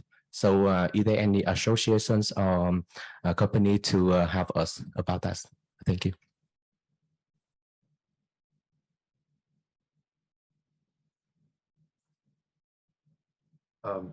I believe that question is to me. Yes. Okay. Yes, thank you for your question. Yes, the forestry project which you mentioned, it can claim carbon credits. We have to identify what kind of forest it is, what kind of land there was, before you started planting the trees, what kind of trees you're planting, what is their species, life cycle, and all of that. So that kind of assessment will have to be done. And then we can submit the project for registration in some of the international carbon standards, like I mentioned in my slide, like VCS, gold standard, because these standards, they have methodologies available where we can quantify the carbon credits from forestry project. So that is the typical process. And after that, basically, it's the same thing. We have to verify the project. We have to appoint the auditors who will actually check the actual project implementation. And you can do it by yourself. You can engage a consultant who can help you basically in all this feasibility, as well as in submission of the project to the standard. We also provide that service. So, it's a very straightforward process, but I think the important thing is whether the land and the forest you're talking about, is it really reducing GHG emissions or absorbing CO2 based on certain technical parameters? So that assessment will have to be done in detail. But the process itself is quite straightforward. You engage a consultant or someone like us, we evaluate, we submit it to the standard, and then the project follows the steps which are needed to issue these certificates. Thank you, sir. Thank you so much for covering the point on additionality of these forestry projects. And certainly it's a good time for us to move forward to the next presentation and the final presentation for the day. I'd like to switch to my mother tongue to support the next speaker, please. Trong bài trình bày tiếp theo thì CA cũng rất hân hạnh được chào mừng anh Thuận đến từ công ty Chấu Việt, là một công ty mà trước đây cũng đã làm việc với CEA trong một số các cái ví dụ, những cái case study điển hình trong cái lò sử dụng hơi sinh khối. Chấu Việt cũng đã làm việc với các nhãn hàng như Coats hay là Cargill trong quá trình phát triển của họ. Thì cũng xin hạnh được mời anh Thuận chia sẻ thêm về các cái ví dụ cũng như là các cái công nghệ mà bên mình đã sử dụng. Xin chào các vị khách mời. Chào anh. Rất vui hôm nay được đến cái cuộc họp của hội thảo ngày hôm nay. Tôi là Nguyễn Quang Thuận, đến từ công ty Chấu Việt. Thì tôi sẽ trình bày về thị trường nhiên liệu biomass của Việt Nam và những cái mô hình điển hình trong các tập đoàn quốc tế tại Việt Nam mà họ đang sử dụng.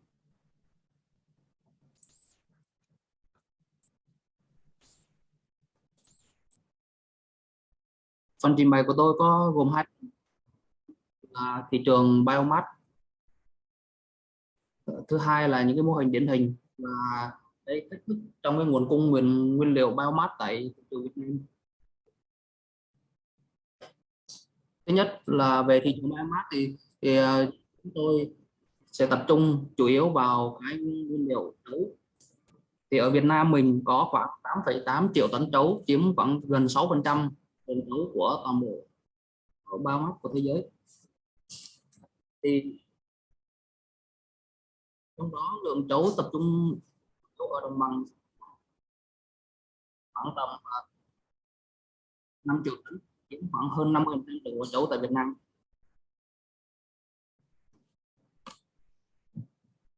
Thuở ban đầu khi mà người nông dân người ta xay sát trấu thì chủ yếu là người ta mang đi đổ sông và hoặc là đốt tại cánh đồng để bán.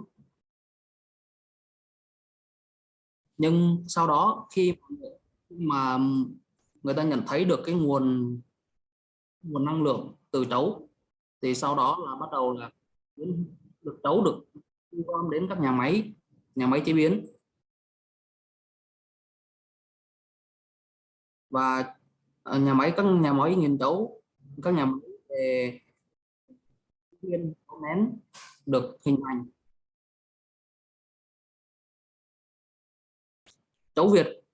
Công ty Chấu Việt cũng có một nhà máy về nhà máy nghiền trấu và sản xuất trấu viên.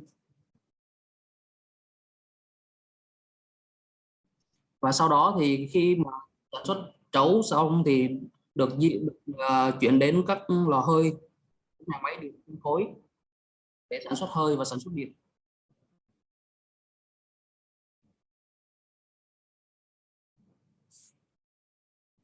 Các lò hơi sau khi mà sản xuất hơi, sản xuất điện có đốt trấu thì có tro thải, thì cái tro thải này hiện tại bây giờ đang được sử dụng phân bón vi sinh và phụ gia cho các loại nguyên liệu. Đây là một cái chu trình khép kín của nguyên liệu trấu.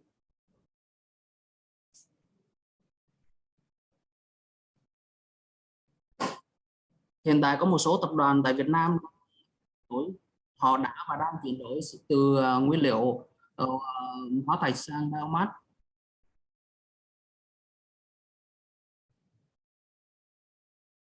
Tiêu biểu Đầu tiên và điểm nhấn nhất là công ty Cargill chuyên thức ăn chăn nuôi, họ đã chuyển đổi về năng lượng hóa thạch sang biomass đây hơn 10 năm, và Trấu Việt là đơn vị đã đi cùng với Cargill từ những cái thuở ban đầu.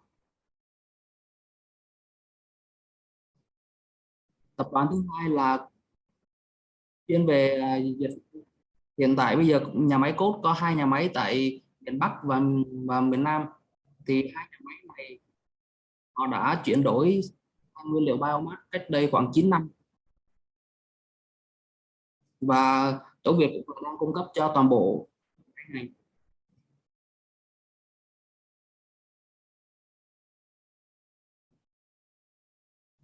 Tiếp đến là tập đoàn Sojitz của Nhật Bản.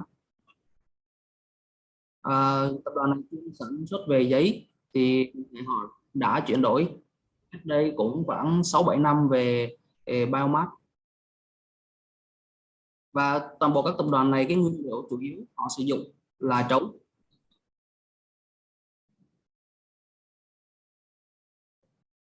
Tiếp đến là tập đoàn Ewood Việt Nam, là họ đang sử dụng là thức ăn chăn nuôi, đang chế biến thức ăn chăn nuôi, và họ cũng đã chuyển đổi sang biomass cách đây khoảng 4 năm.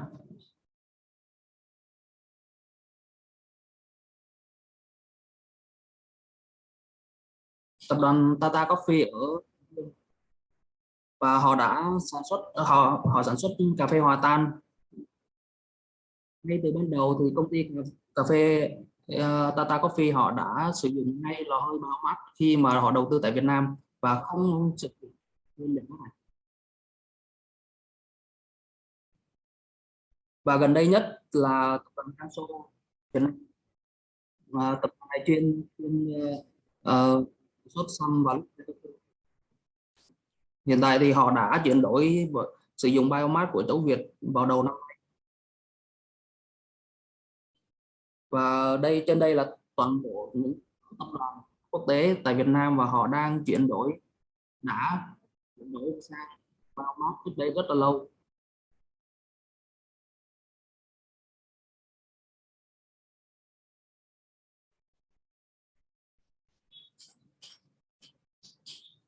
Thì khi mà họ chuyển đổi như vậy thì những cái thách thức đối với họ. Thứ nhất là môi trường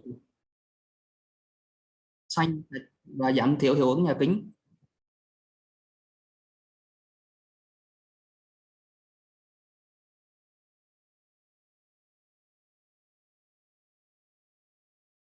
Tại sao mình lại nói là môi trường xanh sạch? Là về biomass là nguyên liệu bền vững.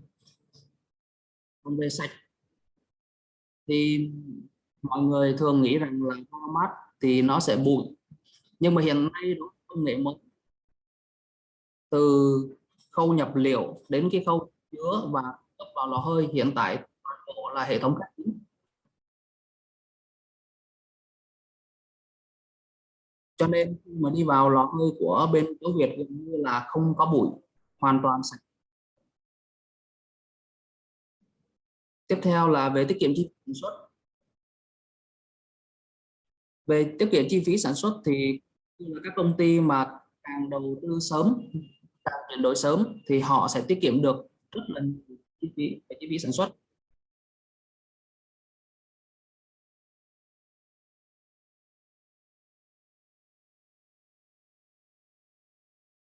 Đơn thuần như công ty Cargill hiện tại họ đã chuyển đổi cách đây là hơn 10 năm.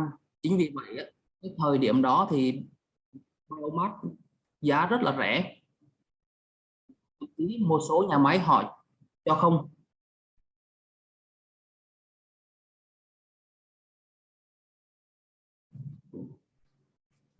Tiếp đến là về nguồn nguyên liệu ổn định và bền vững cùng với nền nông nghiệp. Việt Nam với với nền nông nghiệp lâu đời và chủ yếu là sản xuất nông nghiệp, thì cái nguồn nguyên liệu từ biomass này cực kỳ bền vững.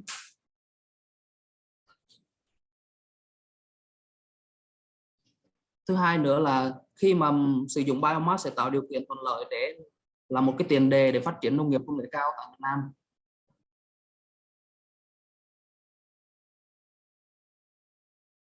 Trước kia thì người nông dân người ta để bỏ không cái nhiên liệu chấu. Nay thì người nông dân có thể bán cho các đơn vị thu gom để có thể là kiếm thêm thu nhập. Để là một cái tiền đề rất là tốt để người nông dân tập trung vào việc phát triển nông nghiệp.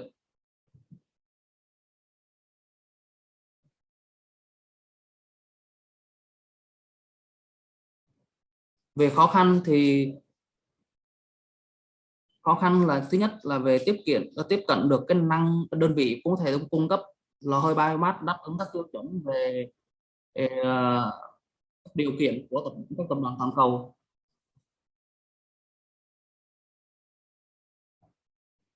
Như một số tập đoàn như là Camso Việt Nam, họ có yêu cầu cực kỳ cao về các tiêu chuẩn về chế tạo, về môi trường xung quanh khi mà lắp đặt lò hơi biomass công ty của họ. Thậm chí là chúng tôi phải tiếp cận công ty Camso trong vòng ít nhất là 4 năm để họ đánh giá cho chúng tôi từ năm 2019 đến nay. Lúc đó họ mới chấp nhận cho chúng tôi tiếp cận và đầu tư lò hơi biomass tại của Camso.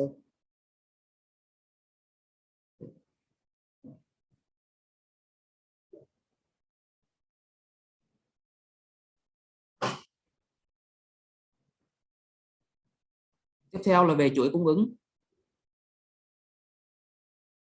Hiện tại rất là khó khăn để mà có thể tạo ra một cái chuỗi cung ứng nhiên liệu trong cái chuỗi lò hơi biomass. Và đây là cái thời gian đầu của cái giai đoạn phát triển.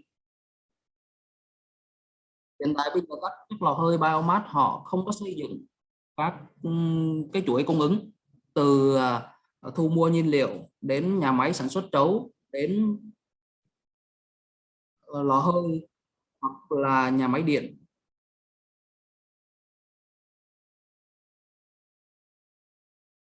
Và chúng tôi đã nhận thấy được cái tiềm năng từ cái chuỗi cung ứng này và đã xây dựng một cái hệ thống logistics cho khép kín hoàn toàn.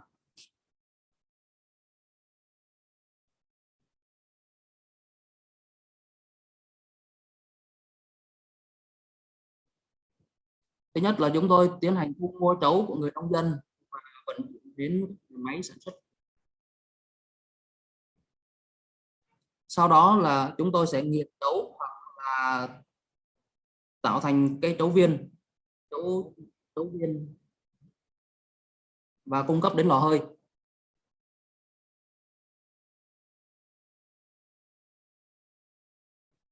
Hoặc là dự trữ. Tại vì trấu thường là sản xuất theo mùa vụ, cho nên những lúc mà vào mùa vụ thì lượng trấu sẽ rất là nhiều và giá cả rất là tốt. Do đó chúng tôi phải dự trữ cho những cái mùa mưa hoặc là những mùa mưa bão, mùa quần trấu bị hạn chế.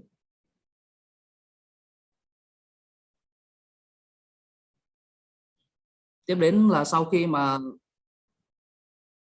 sản xuất tại lò hơi xong thì có cho thải, thì cho thải cũng sẽ được vận chuyển đến nhà máy sản xuất phân bón.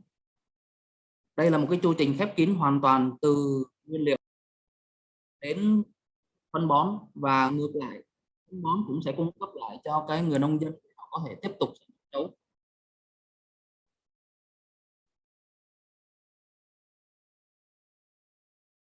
For the farmers. Mọi người thường hỏi chúng tôi rằng So là people often ask us, lò hơi biomass, the biomass boiler, khí thải của biomass rất tốt so với là sử dụng nhiên liệu hóa thạch. Vậy thì sau khi mà biomass đốt ở lò hơi biomass thì cái khí thải đó có cách nào có thể giảm được nữa? The emissions from biomass boilers is very good, but how can you further reduce the emission from biomass boilers? Hiện tại chúng tôi đang kết hợp với Currently, Đại học Quốc gia Thành phố Hồ Chí we Minh are in junctions with, in và cooperation with the National University of Ho Chi Minh City tiến to hành các nghiên conduct cứu cũng như là thử nghiệm là nuôi tàu certain từ tests cái khí thải lò hơi. to incubate algae. Và cái việc này chúng tôi đã And triển this khai, đã thực nghiệm. we have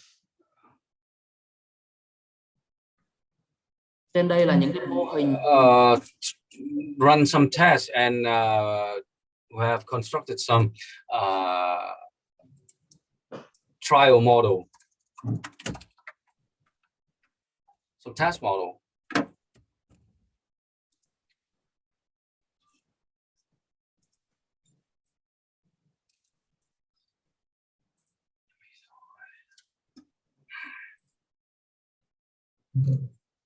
And Mr. Thuận, you Yes. still there?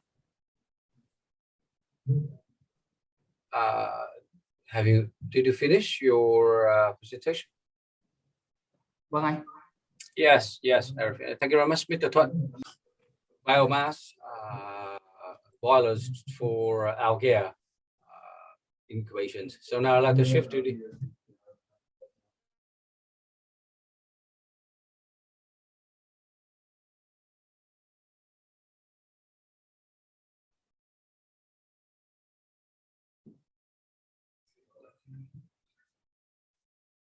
Yes.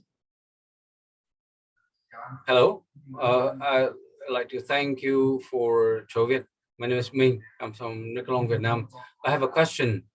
That Châu Việt, because according to some studies, I learned that besides rice husk, some other typical resource material like Bình Dương and Tây will have biomass from long-term fruit trees or rubber trees. Should you provide biomass from those kind of alternative sources? So actually, for Châu Việt, we currently focus on rice husk is our main resources. Why? Why so? Are there any typical reason where you only focus on rice husk? Because there are some factories when they are far away from area, far away from rice husk sources. I want to understand other options where you can, why you don't provide any biomass. But that's one typical reason, is the only reason why we haven't shift to other type of biomass. It is because some of the group, 6 groups that I mentioned in my presentation, mainly they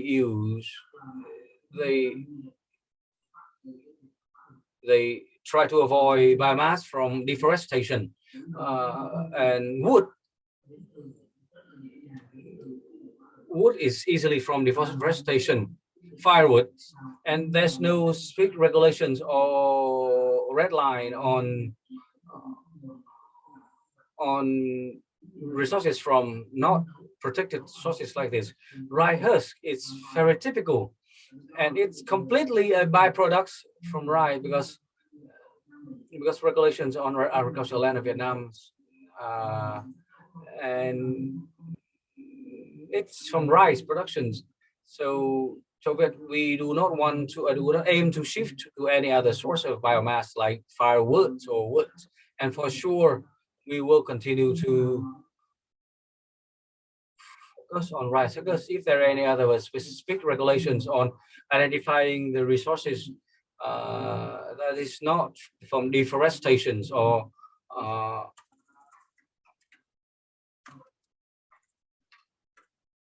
and be assured that with the logistic that we are offering to our clients and with the steamers, the boilers, it will ensure the operations. We have a nationwide logistics system. We have 12 factories, ranges from the north to the south, and our rice supply are always being assured, even during the COVID time. always been able to maintain the supply resources for these Rikehurst processing factory. Thank you very much, Mr. Thuận. So today we attending our meeting today. We not only Châu Việt, we also invite other suppliers as well, other service providers in the field. Are there any others? Về câu hỏi thì bên Decathlon về các cái nguồn sử dụng ngoài chấu ra có thể sử dụng các nguồn sinh khối khác được không ạ?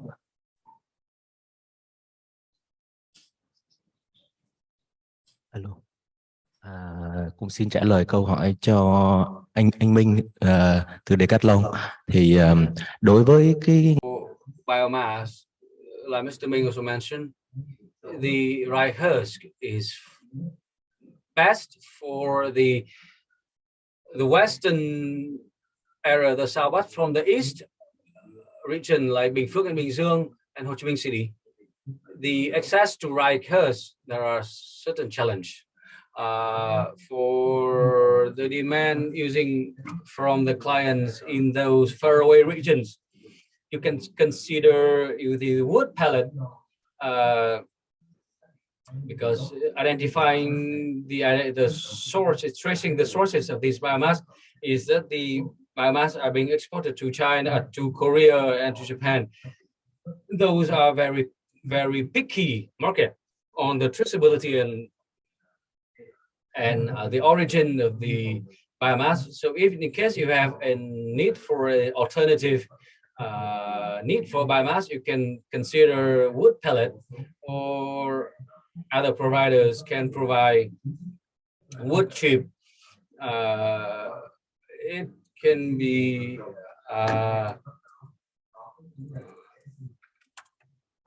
you can look at chopped wood from the forest that have certified for energy productions. So I hope that these answers. Câu hỏi anh Minh, và chắc chắn là nếu bên Decathlon còn có những câu hỏi khác, hay là các bên nhận hàng khác có những câu hỏi liên quan đến chủ đề này thì hoàn toàn có thể chia sẻ trong quá trình phiên thảo luận. Có thêm một câu hỏi nữa từ Sanofi. Dạ chào anh. Em là bên công ty Sanofi Việt Nam, công ty sản xuất dược phẩm. Thì cũng muốn thông tin đến anh với lại tất cả mọi người mà dự cái buổi hội thảo ngày hôm nay á, thì Sanofi hiện tại ở level tập đoàn rất quan tâm đến cái chuyện mà sustainability. Mỗi năm Sanofi sẽ chi khoảng 3 triệu euro cho cái sustainability trên toàn cầu, và họ chi thông qua những cái cuộc thi để mà lấy ý tưởng từ tất cả các cái công ty Sanofi trên toàn thế giới. Họ sẽ tổ chức những cuộc thi để coi những ý tưởng nào mà tốt nhất á, thì họ sẽ invest cái quỹ đó vào. Thì năm vừa rồi thì Sanofi Việt Nam cũng thắng được cái giải nhất của cuộc thi này. Thì cái ý tưởng đó là chuyển đổi nồi hơi sử dụng dầu diesel á, chuyển thành nồi hơi sử dụng trấu. Nhưng mà nó hơi khác với cái mô hình của anh một chút xíu, đó là trong cái nghiên cứu nó hơi eco ha. Hơi bị thì mục đích á, là sẽ sử dụng trấu để làm nguyên liệu cho nồi hơi, và cái tro từ quá trình này sẽ được sử dụng để mà biến thành một cái nguyên liệu khác là silica, và dùng cho những ngành công nghiệp khác như là sơn, dược phẩm hay là công nghiệp sản xuất giày, thay vì là dùng phân. Tại vì là làm phân cho nông nghiệp, tại vì cái hàm lượng silica ở trong trấu nó cực kỳ cao. Sanofi có một số câu hỏi đến anh như sau. Thứ nhất á, là theo như thông tin từ anh là hiện tại ở đồng bằng sông Cửu Long có khoảng là 4,8 triệu tấn trấu, đúng không ạ? Và hiện tại rất là nhiều công ty, rất là nhiều tập đoàn họ cũng đang hướng đến sử dụng cái trấu này như là nguồn nguyên liệu của biomass. Thì anh có thông tin là ví dụ như hiện tại trong 4,8 triệu tấn trấu đó là bao nhiêu phần trăm đã được sử dụng cho mục đích này, và cái số lượng còn lại là bao nhiêu không anh? Thực ra mình xin trả lời cái câu hỏi của chị như thế này. Hiện tại đến thời điểm bây giờ mình đảm bảo với chị rằng là cái nguồn biomass họ đã sử dụng gần như là tuyệt đối. Lý do tại sao là gần như tuyệt đối? Vì là gì? 1 kg trấu bây giờ người nông dân họ có thể bán được có giá trên thị trường á, hiện tại ví dụ đến thời điểm này có thể là họ sẽ bán được khoảng hơn 2.000 1 kg. Vậy thì không có một cái lý do gì họ sẽ mang đi đốt đồng hoặc là họ đi bỏ. Chính vì vậy ấy, là cái nguồn biomass riêng về trấu gần như đã được tận dụng 100% tại tất cả các đồng bằng sông Cửu Long. Đó là cái thứ nhất. Thêm nữa, mình nói thêm về cái thị trường mà về củi. Hiện tại bây giờ giá củi cũng đang rất là cao. Nhà máy sản xuất củi mọc lên rất là nhiều. Chính vì vậy về cái nguyên liệu mà tận dụng các nguyên liệu liên quan đến củi băm, củi nghiền, củi viên gần như cũng đã sử dụng rất là nhiều luôn, và mình không nghĩ rằng là họ đang còn bỏ không. Đó. Chính vì vậy là mình thấy rằng là cái nguồn nguyên liệu biomass tại Việt Nam gần như đã sử dụng triệt để. Cảm ơn câu trả lời của anh. Thì em cũng muốn hỏi thêm một vài câu nữa. Sorry mọi người, hơi nhiều câu hỏi. Là nếu như mà trong trường hợp như vậy á, thì mình làm sao mà mình có thể đảm bảo được cái nguồn supply cho những nhà máy mà họ có ý định chuyển đổi qua cái biomass, qua cái boiler dùng trấu ha anh? Và làm sao để mình mà ổn định cái giá được á? Tại vì là thực ra một trong số những cái challenge khi mà doanh nghiệp họ chuyển từ nồi hơi dùng trấu dùng cái dầu sang nồi hơi dùng trấu là hiện tại là cái giá trấu mình cũng không kiểm soát được, tức là nó rất là nó tăng giảm rất là thường xuyên á, đặc biệt là theo mùa vụ nữa. Hiện tại bây giờ mình đối với cái thị trường mà biomass cụ thể là trấu á, thì nó không có một cái market chung nào hết, mà chủ yếu là phụ thuộc vào cái các đầu thu mua. Nhưng mà về riêng đối với trấu Việt thì giống như mình đã trình bày, trấu Việt xây dựng toàn bộ tất cả một cái hệ thống từ thu mua từ người nông dân đến hệ thống nhà máy sản xuất, và sau đó cung cấp đến các lò hơi cũng như là tích trữ cho những những cái lúc mà không vào mùa vụ và những cái lúc mà giá cao.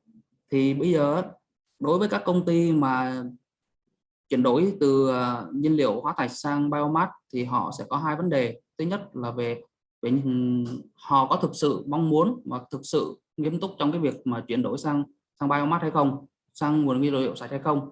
Nếu như mà họ là cái người mà nghiêm túc thì thực sự rằng là chắc chắn, mình nói chắc chắn một điều rằng là họ phải đánh đổi, tức là một ngày nào đó cái giá nguyên liệu biomass có thể tiệm cận cái chi phí mà sản xuất lợn hơi so với dầu DO, nó sẽ tiệm cận với nhau. Và khi đó họ chấp nhận rằng là muốn đạt được mục đích môi trường xanh sạch thì họ phải bỏ ra chi phí, chứ không thể cân bằng được rằng là bây giờ mình có thể tiết kiệm được 30-40%, sau đó là đến một ngày nào đó mình cũng vẫn mong muốn là mình tiết kiệm được.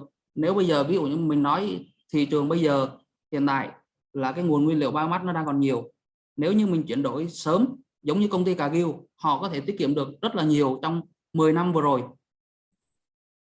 Chính vì vậy ấy, và đến ngày hôm nay thì ví dụ như là khi mà giá biomass cao, họ chấp nhận là trả cái chi phí, tại vì họ đã giữ được cái chứng chỉ xanh trong vòng 10 năm trời rồi. Đó, thì một điều nữa là khi mà cân bằng giữa cái môi trường xanh sạch và cái chi phí đầu tư cũng như là chi phí sản xuất thì mình phải chấp nhận. Còn về cái việc ổn định thị trường, đương nhiên là khi mà ví dụ như là bên công ty chị mua hơi của bên Trấu Việt thì Trấu Việt sẽ đảm bảo trong cái việc là cung cấp ổn định nhiên liệu, không gián đoạn, không có bất cứ một cái rủi ro nào hết trong cái vấn đề thị trường. Cái đó là cái chuyên nghiệp của Trấu Việt, tại vì bên mình đã xây dựng toàn bộ cái hệ thống của mình khép kín. Cũng cảm ơn chị Trà. Cho cô em biết em hiểu là mọi người cũng còn rất là nhiều câu hỏi. Thế thì em cũng xin phép là có thể do thời lượng chương trình cũng không có nhiều thì mọi người còn cũng gần tới giờ ăn trưa để một chút thời gian cho phiên thảo luận. Cảm ơn anh. Phiên thảo luận thì mình có thể hỏi những câu hỏi đấy trong phiên thảo luận luôn cũng được. Sẽ có sự tham gia của một số bên bên các cái giải pháp khác có trong bộ phiên thảo luận luôn để mình có thể có một cái buổi chia sẻ nó tổng quát hơn một chút. Anh cảm ơn Thuận nhiều. So I know that we are a little bit behind time, so my most sincere apologies, but I hope that the insights so far have been quite worthwhile, and we just want to keep you a little bit longer for 10-15 minutes just to engage in a panel discussion so that we can address your question, also to have the speaker here address your question as well. So just a little bit more time for sure. So firstly, I'd like to invite all the speakers who are present online to join us here, join us for the panel discussion for a little bit more time. And then also for in terms of in-person, I first like to invite Dr. Sitisak to join us for the panel discussion from the Alliance. And so it is also my pleasure to introduce Mr. Zhang Liu, from the CEO and founder of Vietnam Zero Waste, to join our panel discussion here today as well.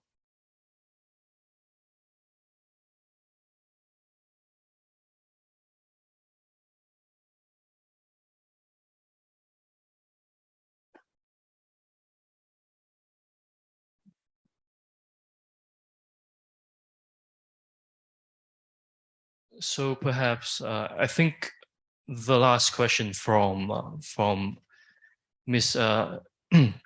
Ms. Cha was very, I think, relevant to our topic today. And hopefully, before we go into a bit more macro perspective, I want to perhaps, Mr. Zhang, can you share a bit more about your thoughts on the kind of pricing for the market in the near future, especially when I think a net zero target was put out by our central government in the last year, and how that will kind of impact the market going forward. And feel free to answer this in either English or Vietnamese of your choice. Thank you, Mr. Tung Ho, for my questions.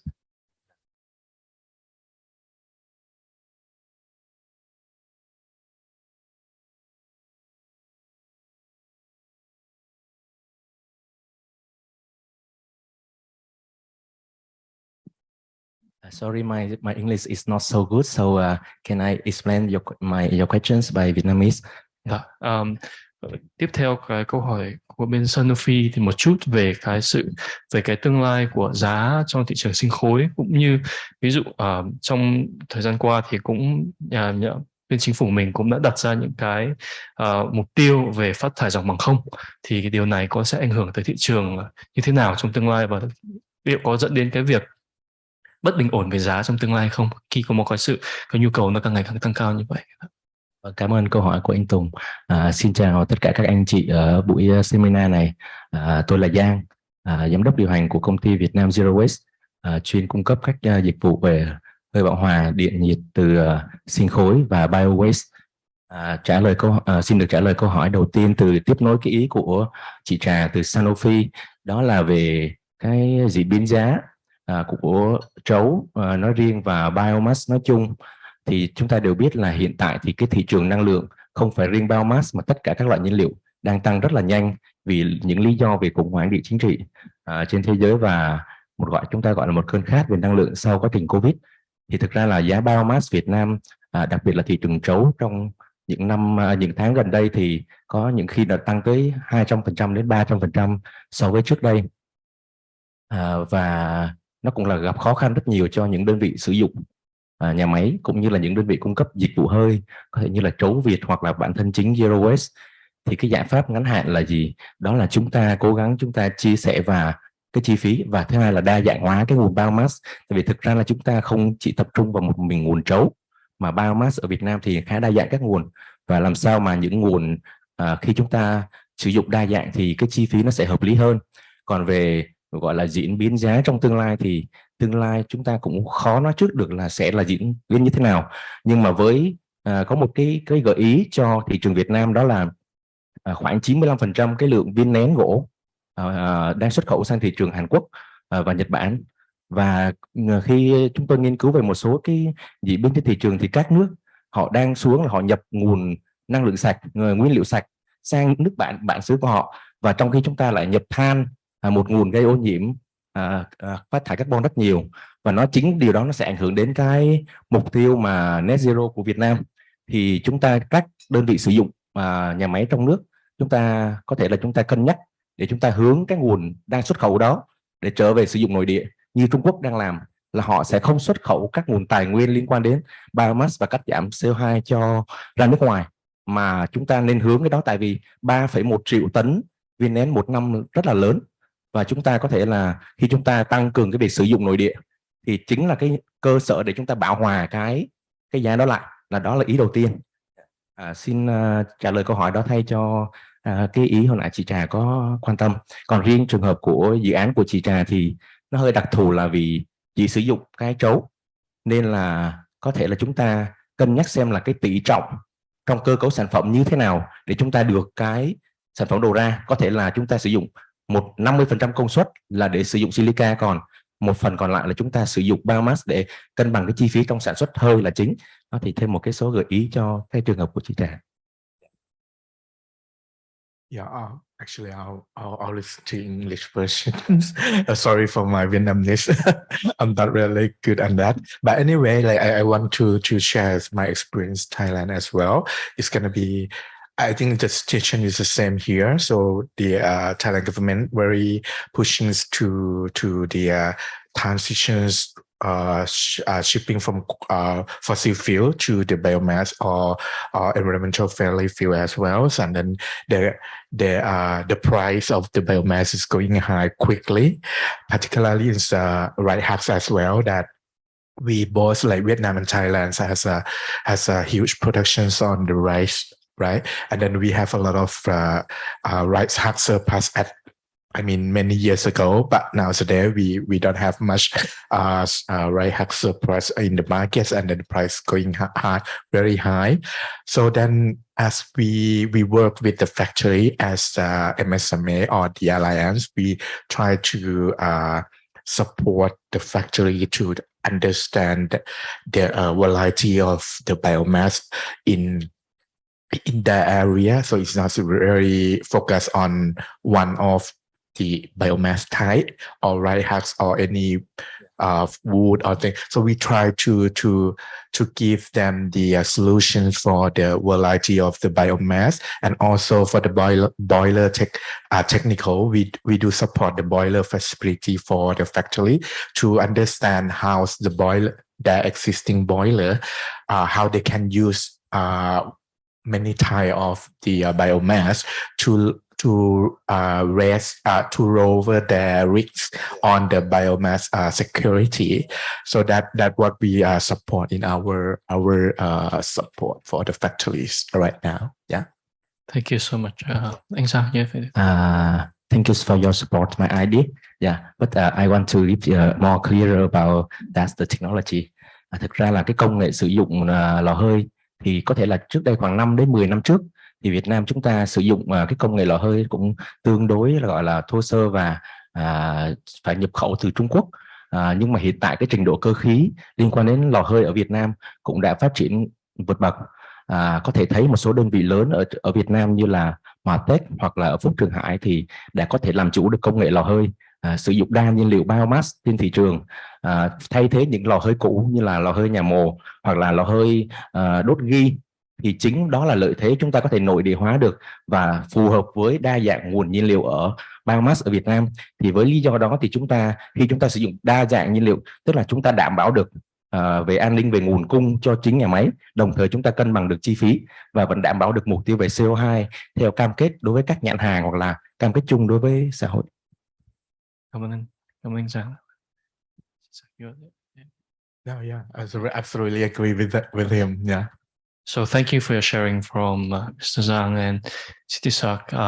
Now that we talk a little bit about costs, and I'm aware that Santosh will have to leave us in about 10 minutes. So just one question for you before you leave, that a lot of these concerns on cost, can that be perhaps negated by some carbon financing or REC financing for this biomass project? What kind of additional revenues they can expect from these projects? Do you have some kind of a common range on that, Santosh?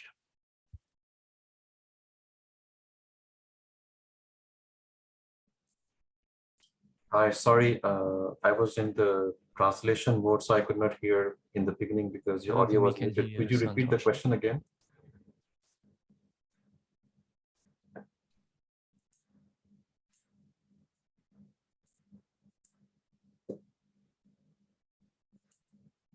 Hi, can you hear me? Oh, we can hear you now. Yeah, I could not hear the beginning of your question. So could you repeat it very quickly for me? Thank you. Surely. My question is about the kind of financing mechanism that can support these biomass projects. What kind of revenue can they expect from perhaps the sales of their RECs or carbon credits coming from this project, just to help with the cost? Yeah. Right. So the revenues from carbon credits and RECs, they obviously depend on a lot of factors, but I can quickly indicate that if we talk about carbon credits from Vietnam, from a biomass project, my current estimate will be around $5 per ton of CO2 reduction. So let's say that if there's a boiler project which is reducing 10,000 tons of CO2 per year, you can expect to generate about $50,000 per year in terms of additional revenues. So that's one estimate. The bigger the project, the more revenues, obviously. For RECs, the situation is a little bit complicated because there's a lot of oversupply of RECs in Vietnam because there's a lot of hydro, there is a lot of solar, a lot of wind, perhaps also some biomass too. And because of that, there's a lot of price competition. So the price for RECs per megawatt hour in Vietnam, depending on the technologies, anything between 50 cents to $1 per megawatt hour. So that can give you, an idea on, depending on your electricity output, how much you can expect from the sale of RECs. RECs are obviously much simpler to implement, but the prices are also very low compared to carbon credits. Thank you so much for sharing, Mr. Singh. And perhaps I think it's close to your leaving. Do you have any final words before you leave us for today? Yes, once again, I would like to thank the organizer for having us and for letting me share some of my thoughts. I received a lot of questions from the audience online as well, so I try to answer as many of them as I can. But if there is anything else, you can always reach out to me offline. We also have the team available in Vietnam to answer any further questions. But I really enjoyed discussion and learning more about usage of biomass for energy and for decarbonization in Vietnam, because so far our focus has always been solar and wind, because that always takes up all the highlight as far as renewable energy is concerned. But we need to focus a lot on biomass as well. So I also learned a lot hearing from other speakers and participating in this event. With that, once again, thank you. Thank you very much for your time. Thank you so much. So to continue our panel discussion, I think I'd hope to hear a little bit more sharing from the supply side, Mr. Khanh, from the kind of problem that may arise from the cost fluctuation in biomass. Do your factory observe this kind of challenge as well? And what do you think might be the solution to that?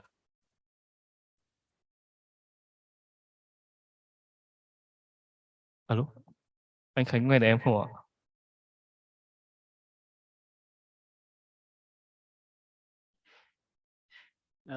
Hello. Dạ, Hello. câu hỏi của em là về các cái sự bất bình ổn về chi phí trong thời gian qua, có thể là trong thời gian tới cho mảng sinh khối. Thì không biết trong nhà máy thời gian qua có nhận thấy điều này không, hay là bên mình nếu có thì có cái giải pháp nào trong thời gian tới không ạ? Liên quan đến cái việc giá thì mọi người cũng đều biết được rằng là trong thời gian gần đây thì cái việc mà sử dụng năng lượng cũng sử dụng các cái loại nguyên liệu ấy, đặc biệt là than, rồi xăng dầu nó cũng có rất nhiều những cái thay đổi. Về cái giá thì bởi vì do cái hạn chế về cái sử dụng của bên mình ấy, bởi vì bên mình hầu hết là bên nhà máy may mà, cho nên là việc sử dụng hơi nó cũng rất là nhỏ, nó cũng không thực ra thì cái việc thay đổi nó cũng không quá ảnh hưởng nhiều, nhưng mình chỉ muốn nhấn mạnh là từ cái việc mình thay đổi từ cái việc sử dụng than, và đặc biệt trong đầu năm vừa rồi ấy, mình đã hoàn toàn thay thế được các cái lò hơi than, thì cũng đã giúp bên mình tiết kiệm rất là nhiều các cái chi phí liên quan đến đến cái nguồn nhiên liệu than, và thay bằng biomass. Thì bên mình hiện tại như bây giờ hiện tại bên mình thì có 3 nhà máy ở Việt Nam là hầu hết là đều sử dụng các cái viên nén làm từ mùn cưa và tro, còn bên Indonesia thì hầu hết là đều sử dụng các cái hút chip như lúc nãy các anh có chia sẻ. Thì về cơ bản thì mình nghĩ là nó cũng không có quá nhiều ảnh hưởng. Tuy nhiên là trong tương lai khi mà bên mình có mở rộng sản xuất thì có lẽ là bên mình sẽ phải cân nhắc rất là kỹ trước khi xem quyết định là sẽ đầu tư vào cái boiler như thế nào. Rồi, xin cảm ơn. Xin cảm ơn anh Khánh. So I think we are approaching towards the end of our panel discussion due to interest in time. Is there any final question that we can get from the audience in person? I believe that's quite a lot of information online, or the question online has been answered by our panelists. So please feel free to raise any final questions.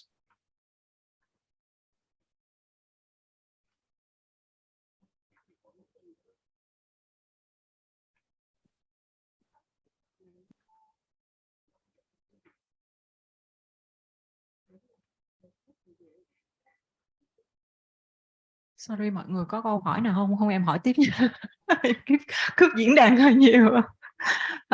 Ok, chắc nói tiếng Việt sẽ dễ hơn cho mọi người đúng không? Thì mình có một cái câu hỏi như vậy nè.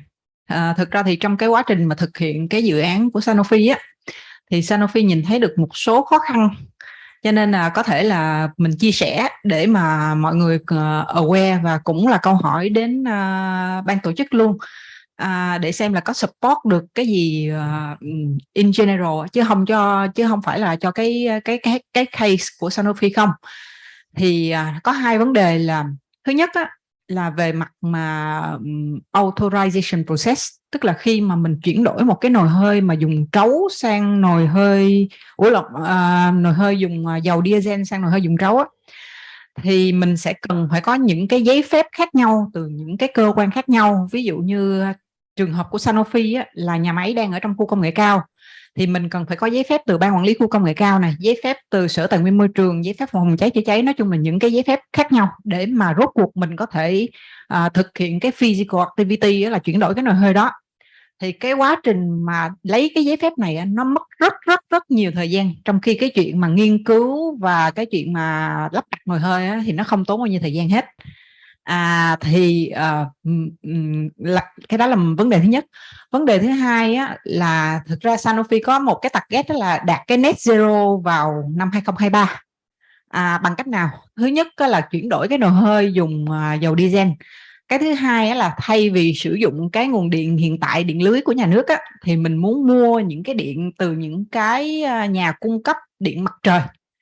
Tuy nhiên là cái chính sách về mà bán điện mặt trời từ những cái nhà cung cấp đó là hiện tại vẫn chưa được chính thức approve từ chính phủ.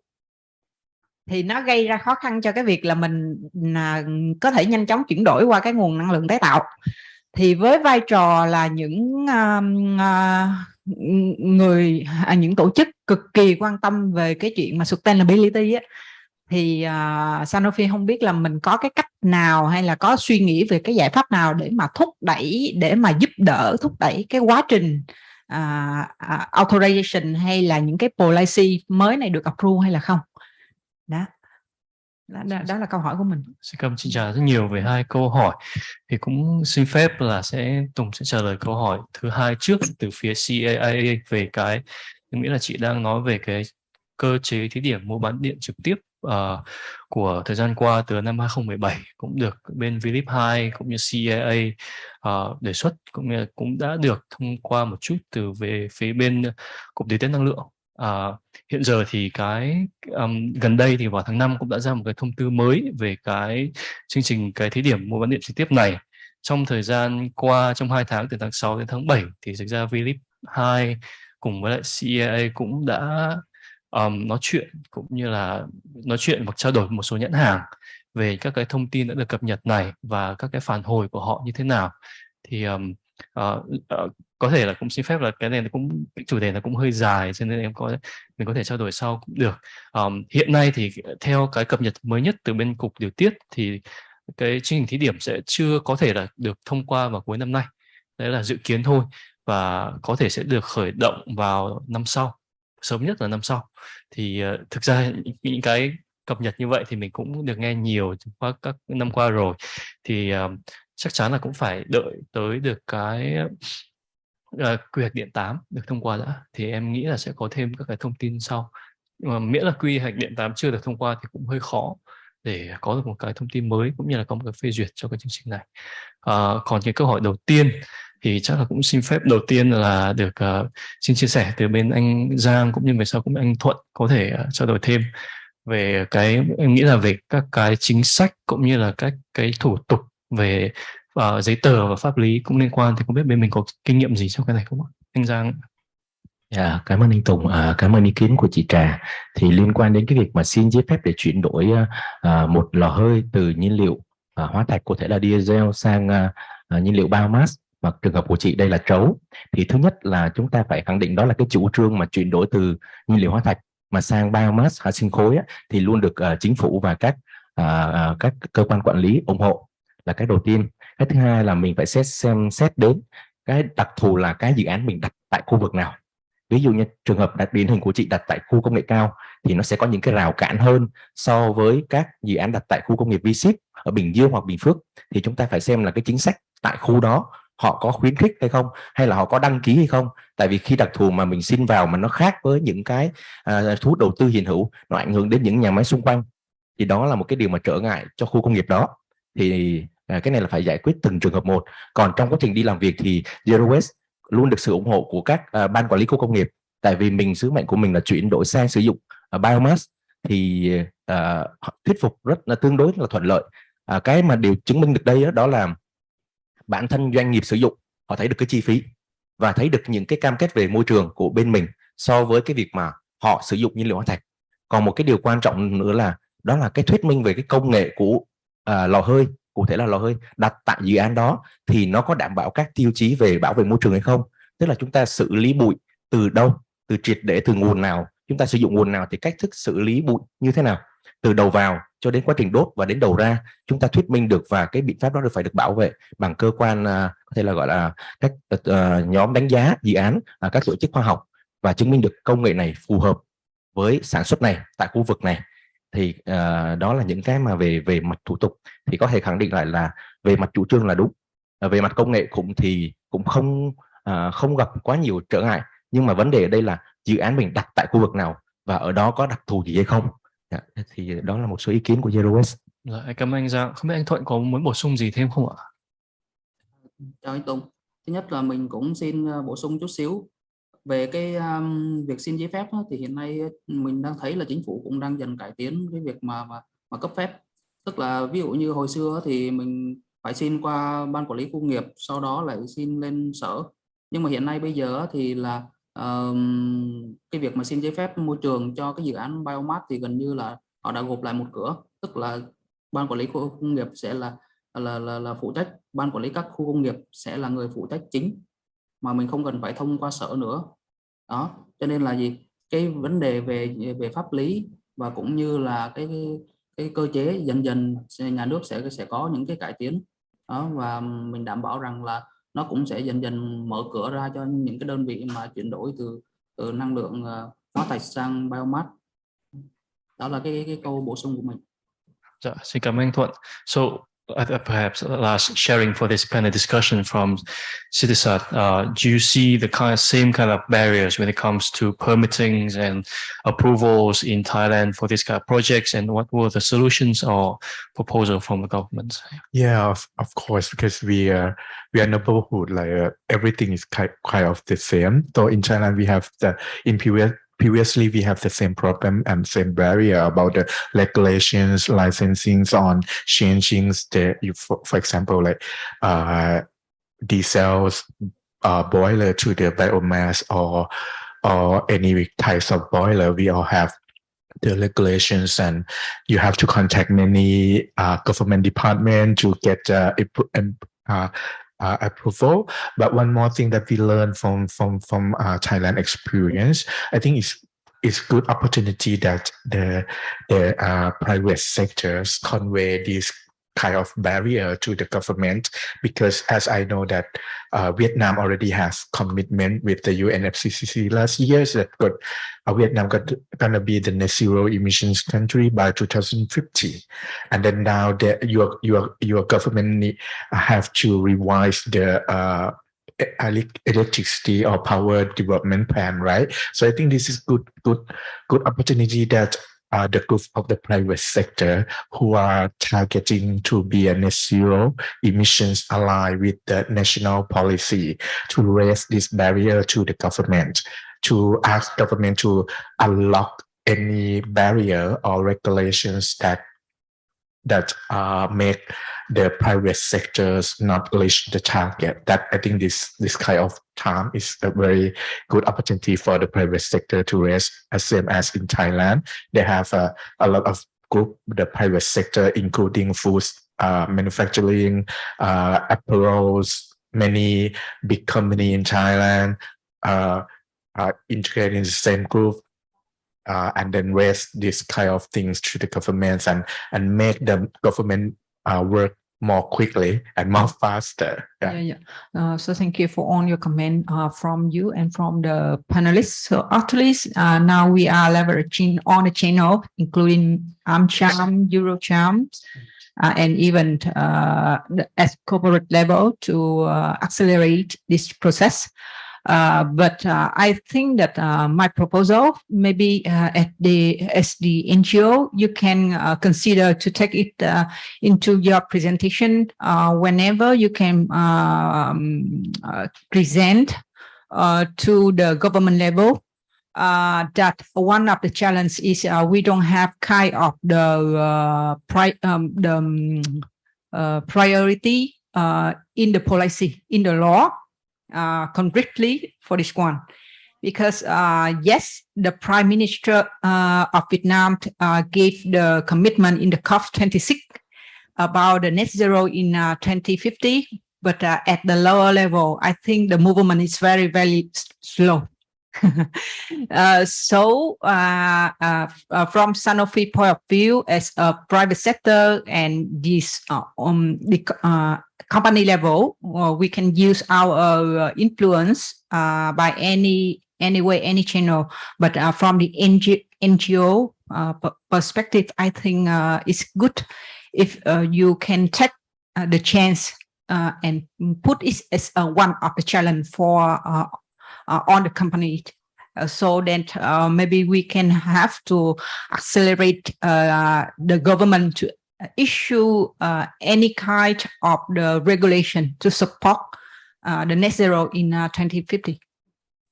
Thank you so much for sharing and proposal, and I think we definitely agree on this, that and agree with Dr. CEIA-led that is the perfect opportunity for us to come to the government and propose that there should be less barriers and should be more support at the local level and provincial level for the kind of targets that the private sector is trying to achieve.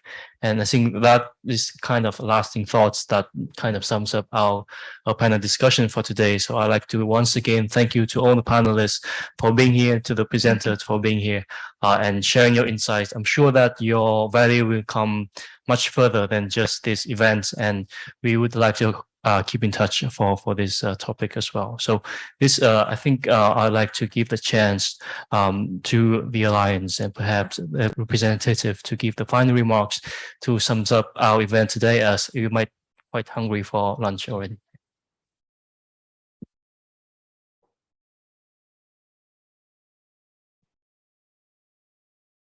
As Tung kindly mentioned, I'm standing between you and a nice lunch downstairs, so I promise I'll be brief.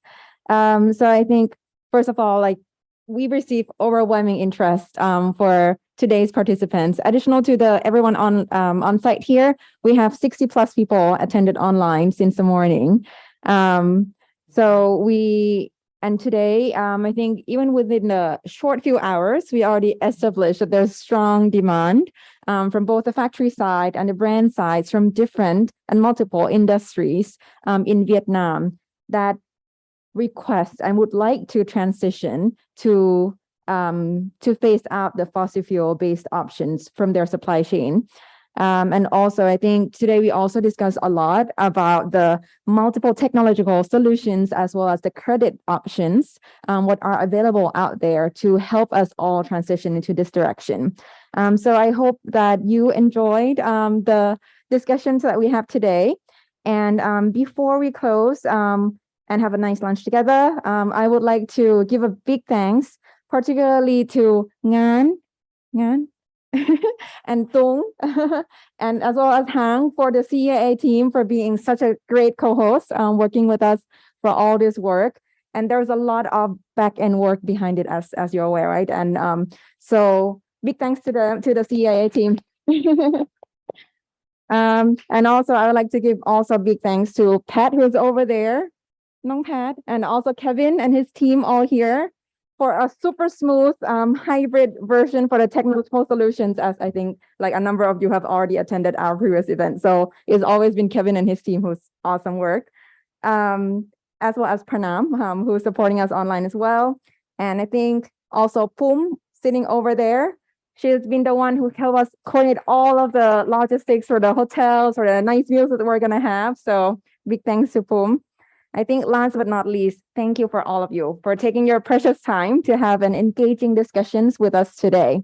And more than happy, as our co-host previously mentioned, more than happy to have your feedback on how we could also further improve our discussions for the next round, how we could help meet and address the topics of your concerns, and happy to discuss further on how we could potentially collaborate on other topics related to this area as well. Thank you for your time, and please enjoy your lunch.